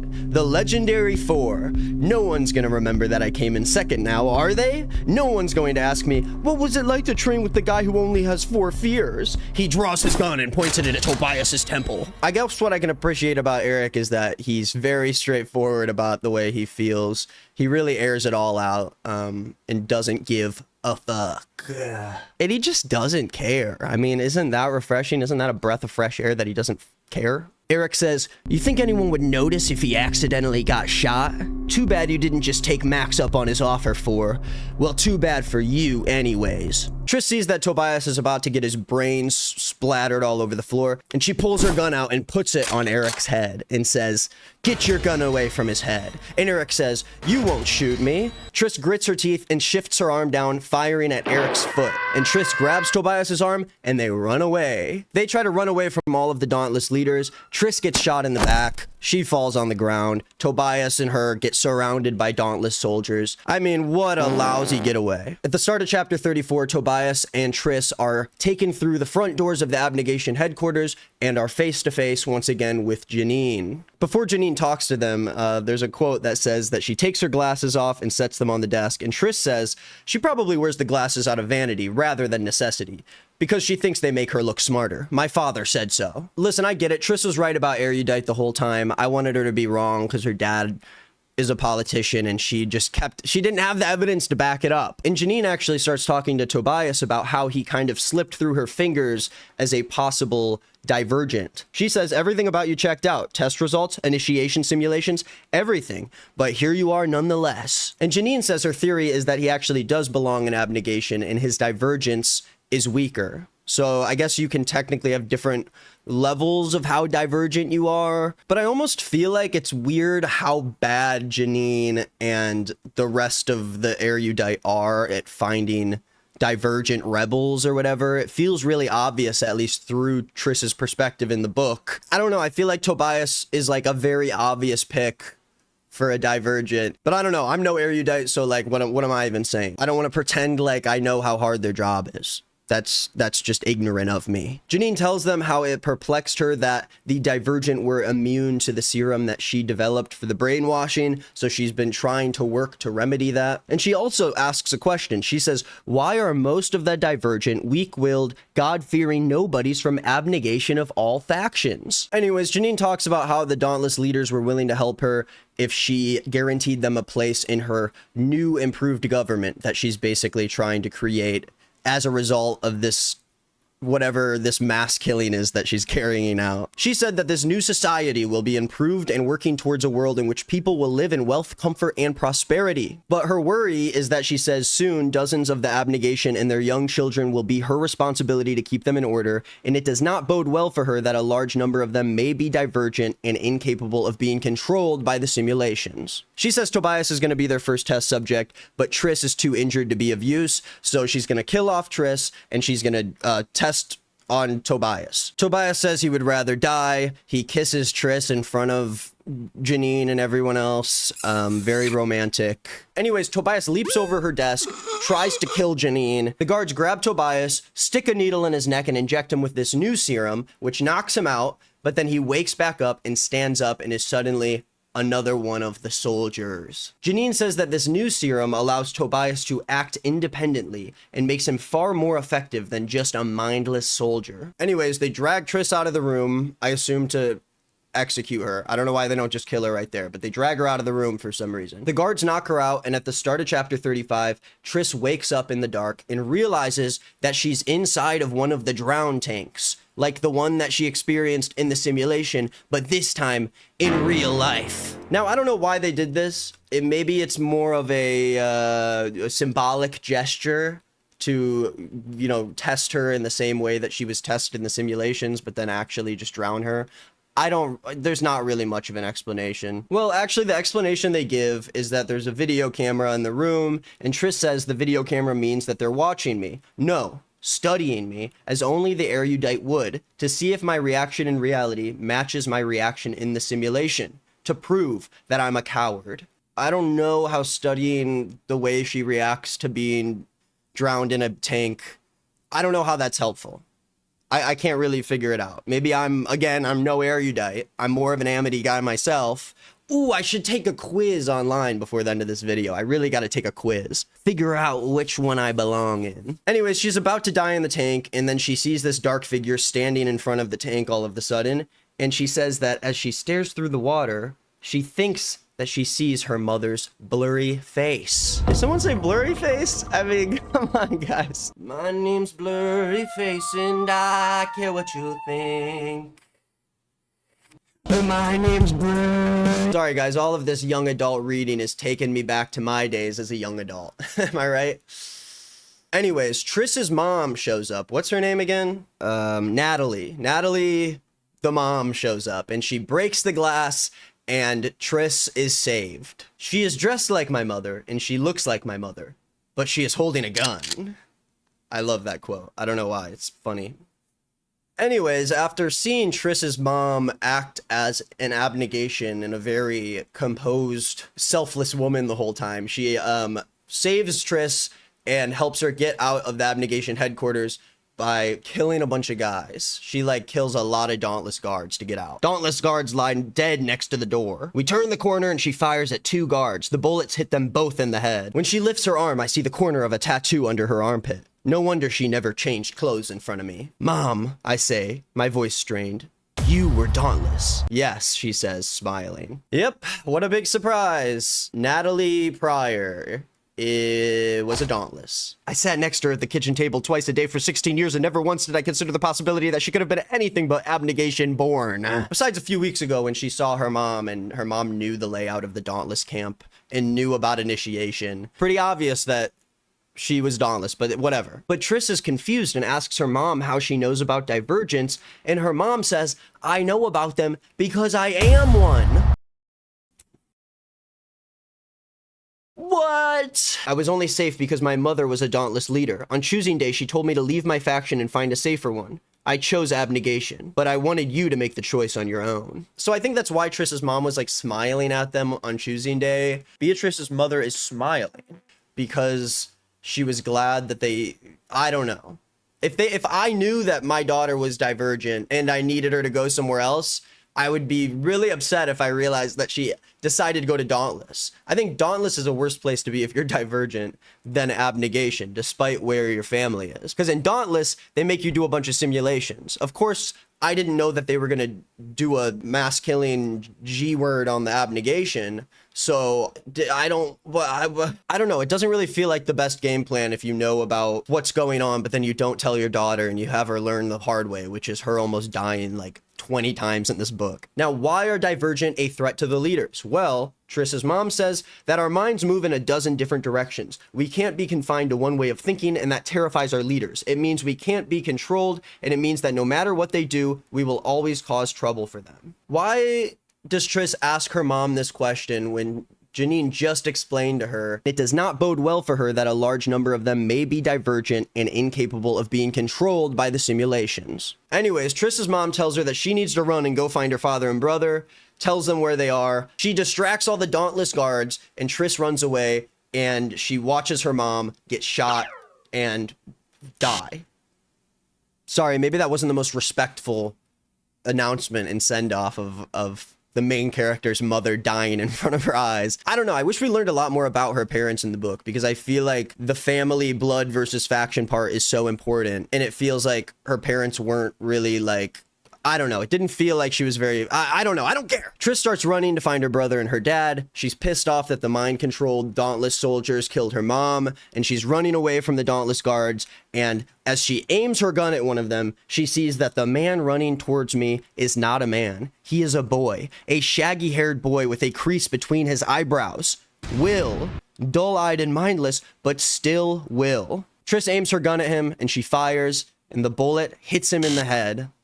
And Triss says she knows because that's where she aimed it. That's a weird, I don't know why she says it like that. The bullet hit him in the head. I know because that's where I aimed it. What about you know because a bullet just hit him in the face and he died? Anyways, she kills Will, her friend Will, her best friend's boyfriend Will. Right, guys? We don't, everyone's so sad that Will died, our favorite character. Triss makes it to the hideout that her brother and her father are at, and she finds them and realizes that Marcus is also there with them. Tobias's dad and Triss's dad's coworker. She says that her father stares at her like she's grown a second head, and Marcus, the sight of him makes me ache. Tobias. Caleb tells Triss that he researched the serum just like Triss told him to, and he realized that Janine was working to develop a long-ranged transmitter for the serum so the signal could stretch farther. Caleb dropped out of initiation when he learned about this, and he is factionless now. Triss unfortunately has to tell her brother and her dad the horrible news that her mom has died, and the reaction to it is that my father looks momentarily stricken and then recovers himself, averting his glistening eyes and nodding. That is good, he says, sounding strained. A good death. If it was me, I would have been like, no! I would have been really sad. But I'm just built different, I guess. I would have, if I was her husband, I would have acted differently. Triss tells everybody her plan, which is to go back to the Dauntless headquarters because that's where all the data about the Dauntless are stored. And she's just like, yeah, if we can just like go there and destroy it and everything will be fine. To get into the Dauntless headquarters, they have to get on the train and then jump onto the roof like they did at the beginning of the book. And she talks about how Caleb and her father have to help Marcus get over the ledge and he almost fell. And she said that inside of her a vicious voice chants and says, fall, fall, fall. I get it. You've got a boyfriend and you know his dad might have been a certain level of abusive to him when he was younger. So you've got hard feelings about it. But I don't know, kind of crazy to like hope that he dies in front of your eyes. It's fine though. It's fine. I don't know. Triss runs into Peter and realizes really quickly that he is not under the mind control that everyone else is. Triss tells Peter, they figured out that you already have murderous tendencies and wouldn't mind killing a few hundred people while conscious. Triss threatens to shoot Peter in the head if he doesn't tell her where the computers are that control the simulation. Peter says she's not going to shoot him. Then she shoots Peter in the arm. Anyways, on the way to the computer room, Triss's dad decides to stand up for his kids and try to save them, and he's shooting after Dauntless guards, and he gets shot in the stomach and he dies. I'm trying to find like a good quote that really like gives him a good send-off, but honestly it was kind of one of those things where her dad was like upset at the fact that his kids left abnegation the whole book, but then at the very end he decides to stand up for them. And at the end of the chapter, Triss makes it to the computer room and finds Tobias being mind controlled, monitoring all of the brain controlled soldiers, I guess. So chapter 38 is the boss battle between Triss and evil Tobias. Of course, Tobias doesn't recognize Triss. He's yelling orders at her to drop her weapon. She goes and grabs his wrist. She says that she can't beat Tobias in a fight, but she has to destroy the computer. She already knows that if she destroys the computer running the simulations, that it will fix everything and stop all of the soldiers from being mind controlled and everything will be okay. So that's all she has to do. We have a fight scene for a few pages. Tobias ends up knocking Triss on the ground and Triss says, Tobias, please. I am begging. I am pathetic. Tears make my face hot. Please see me. Please see me, Tobias, please. Anyways, at the start of chapter 39, Tobias has his gun on Triss's head. She's waiting for him to kill her, but the shot doesn't come. Triss says, Tobias, it's me. And she steps forward and wraps her arms around him. Big fucking surprise. Tobias responds and says, Triss. And then he kisses her. Big surprise, guys. He's mind controlled, but then he's not mind controlled because his lover snapped him out of it or something. I'm not sure, to be honest. Well, the book has an explanation for it. Triss says, how did you do it? And then Tobias says, I don't know. I just heard your voice. Tobias presses a button, and as they watch and monitor all of the soldiers, they see all of them stand still and stop going after abnegation. Tobias crouches next to the computer and he says, I have to get the data or they'll just start the simulation again. Tobias says, got it. And he's holding up the computer's hard drive and then they run away with it. Triss runs out of the abnegation building, finds Caleb and has to deliver the news that their dad is dead now. Damn, double whammy. That would suck. If that happened to me, I'd be like, I think that's how I would act. But then Caleb says, well, he would have wanted it that way. Marcus sees his son Tobias and comes up to him and he says, son, sighs Marcus. How do you sigh a word? Son. Son. Triss freaks out more than Tobias. I don't know why she's so like, it's like if your boyfriend has trauma issues with his own dad, you don't need to be the one to get in between that. Let the adult man, the 18-year-old boy, deal with his daddy problems on his own. You don't need his angry girlfriend, 16-year-old girlfriend, to jump in there and like hiss at him. Stay away, I hiss. Marcus gives me a scandalized look that seems false to me. His eyes are too wide and his mouth is too open. Everything's too big and wide and open. Triss tells Marcus not all of those erudite articles were full of lies. And Marcus says, what are you talking about? I don't know what you've been told, Beatrice, but... And then Triss says, the only reason I haven't shot you yet is because he's the one who should get to do it. Stay away from him or I'll decide I no longer care. Listen, I'm against parents hitting their kids or I am not on Marcus's side. I am against the way that he treated his son. I'm against parents disciplining their kids to a certain extent. But Triss knows that Marcus, locked Tobias in a closet once, and Tobias has had issues with his dad and ran away. I get it. I do understand, and I'm not saying that Marcus isn't in the wrong, but don't fucking kill him in front of his kid. And Tobias is there. He can take care of it. You don't need to protect him and get in front of him and act like everything that's happened. Tobias says we have to go. Triss says that Tobias's jaw is clenched and he stares straight ahead. I feel a twinge of regret. Maybe I should have let him deal with his father on his own. I lean my head into his shoulder, taking deep breaths of his skin. Since he saved me from the attack, I have associated his smell with safety. So as long as I focus on it, I feel safe now. I were you, I'd probably associate Tobias's smell with danger, death, and fear. Because ever since you met him, your life has become way crazier and more dramatic than it was when you were at Abnegation. Triss also worries during these last few pages of the book that if Christina sees her again, her Candor-trained eyes will see that she is the one that killed, what's his name? Will.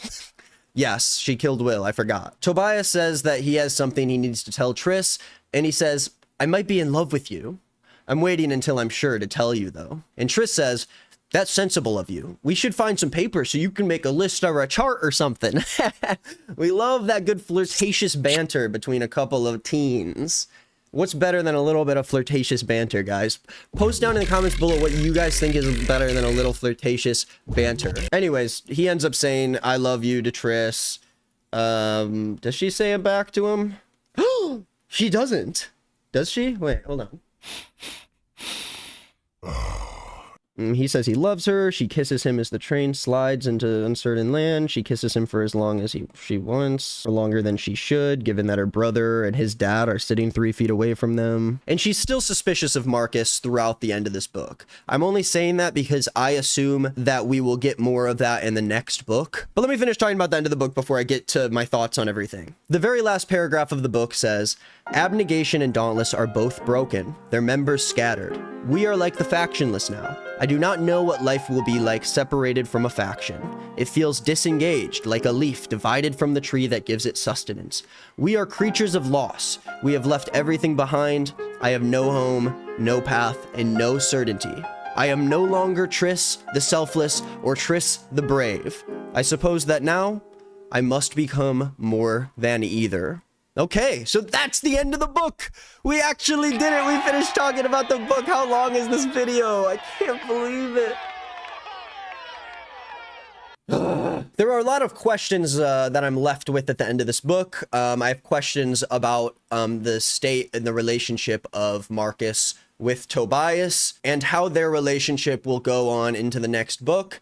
It seems like there's sort of this crew of Caleb, Triss, Tobias, and Marcus, who are now all factionless and trying to figure out what to do next to repair this broken society that they live in. I also wonder what's going to happen with Triss and Christina's relationship, whether or not any of these Dauntless initiates are going to come back in the next book and have a role to play. Who all is still alive? Triss, Caleb, Tobias, all alive.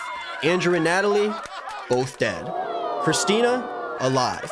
Will and Al, both dead. Peter, alive. Molly and Drew, I can only assume are alive, but factionless. Eric, alive. Edward and Mira, I don't think we'll ever see them again. Tori, alive, but killed a bunch of people under mind control. And Janine, I think Janine got away, right? Janine is not dead. I do feel like with the last act of the book, I feel like Triss was so dead set on the erudite being evil, and the fact that her father was the one that sort of gave her that impression. I felt like I wanted the tables to turn a little bit, and I wanted her dad as a politician to not be as straightforward as the story suggests that he is, which is just a good dad who might be a little bit too stuck in his abnegation ways, but at the end of the day, he loves his kids and is willing to sacrifice himself for them. And everything that he said about the erudite was correct. They are evil, fucked up people. Even though I just feel like it's more Janine and her lackeys that are the ones that are fucked up. I talked about this a lot in this video, but I wish that Triss's relationship with not just her parents, but even also with Caleb was explored more in the book. It doesn't feel like her connection to them was emphasized enough to make her parents' death hit hard in the way that I wanted it to. It kind of felt like they were like disconnected from her and Caleb as parents in the book and were more attached to the idea of the factions. And then at the end of the book, they came around to like saving them and sacrificing themselves for them. And I didn't really feel that payoff. They focus a lot on this gate that surrounds the city, and it definitely seems like a setup for the future books, but I wonder what they are protecting themselves from. I definitely think that the future books are going to focus on what is outside of this society that has been built. And also, again, what is going to happen with Marcus? Is he as evil as Triss portrays him or thinks that he is in the book? Or is there going to be some misunderstanding? I don't know. When Triss has a gut feeling about someone, I guess it always turns out to be right. But yeah, I felt like the third act and the solution for ending the mass killing of the abnegation felt too like Star Warsy, where it's like, you just need to go into this room and break this thing or take the memory out of the computer and then everyone is going to be saved. But overall, I would like to say as a book that it was entertaining to read. It kind of itched my brain in this way where as I read it, there were so many little notes and things that I wanted to talk about and bring up. Did I think it was a good book? I'm gonna say no. I think I'd probably give the book maybe 1.5 stars. But not in a hateful and mean and nasty way. I think it's just, the book's not meant for me. And it also was written like forever ago. But I'll say that this is probably the most fun I've had reading a book in a while. I think part of that is because I also got to share it with you all. And I know there are some freaks who made it this far in the video and are still listening to me talk. You've probably been watching the video in chunks for weeks now before you got to this part. Anyways, I think all that's left for us to do is for me to take an online quiz that will tell me what faction I belong in. And then I'll conclude this video and talk about maybe the future plans of me making more book videos, or, you know, I have a couple questions to ask you guys. All right, 7 questions to determine where I belong in the Divergent universe. Let's answer the first one. When you are faced with a difficult problem, you react by, I'm gonna go with debating the issue with your friends. I don't want to spoil anything. I think that might push me towards the Candor side, but I'm just giving my honest answers, okay? I'm not trying to sway the system just to get me into Amity. If you had to select one of the following options as a profession, which one would you choose? Judge, firefighter, scientist, farmer, or humanitarian? What does a humanitarian actually do? Is that dumb if I look that up? A person or act focused on promoting human welfare. What, so you like volunteer or something? I don't know, whatever. As much as I hate to admit it, I would not want to be a farmer. I'll say that much. You know what? I'll pick humanitarian. I don't care. Think I care? What activity would you most likely find yourself doing on an unexpected day off? Volunteering, sharing opinions. I love to share opinions. That's very true. I'm not volunteering on my day off. I mean, come on. I've worked hard in my faction. I don't... The option of sharing opinions with your friends as something that you would choose to do on your day off is very confusing. I'm going to say something artistic. What? If you discovered that a friend's significant other was being unfaithful, what would you do? You got to tell your friend ASAP, confront the cheater, sit them both down and act as a mediator. That's weird. Keep it to yourself. Statistics prove your friend will find out eventually. Okay, well, that I feel like is an excuse for you to be a piece of shit. So this one says tell your friend ASAP, and then this one down here says tell your friend also. But it says tell your friend because it's unhealthy for them to be in a relationship where such selfish behavior is present. I'm just gonna say tell your friend ASAP. Oh god, here they come. Here come the results. Oh, I'm in Candor. I mean, I guess that's my second choice. You aren't easily offended and would prefer to hear the truth even if it hurts. Yeah, sure. I'll take it. I'll fucking take it. Candor. Consider me Candor. Candorish. The adjective of candor is candid. I never knew that. That makes sense. So listen, guys, I have some questions for those of you who made it to the end of the video. Let's start a discussion. What did you like about this video? What do you feel like would make the video better next time? My idea that I have is to do a video on all 3 of the Divergent books in the series and all 3 of the movies. Do I read the books first, or do I do the movie right after the book and watch the Divergent movie soon? Or is this not something that I'm good at, and should I give up? Let me know in the comments down below. I really enjoyed doing this. I've never made a video this long before. I am grateful for anyone that stuck around to watch, especially because it's something that I am new to, and I am not an expert at this, nor do I feel like I'm the best person to be doing something like this. But after making a video where all I had to do was just read a funny little book, I loved it. I would love to be able to just read books and then goof about them with you guys. And finally, would anyone be interested in me starting a book club? There is an app that I've seen other YouTubers use to do book clubs with their viewers, and I think it would be fun, even if it's a different book, like a serious book, or maybe like just maybe not a Divergent book. Maybe we do one of the Divergent books though. If that's something people are interested in, I would definitely be down to set that up and find something for us to read and talk about week after week as one big group of reading lovers. And if you're not a reader, maybe this is your time to get into it, because I am still not good at reading. I cannot read fast. I have to reread a lot of the book to understand. Sometimes it's frustrating, but overall, I feel like it's very rewarding and makes me feel good about myself.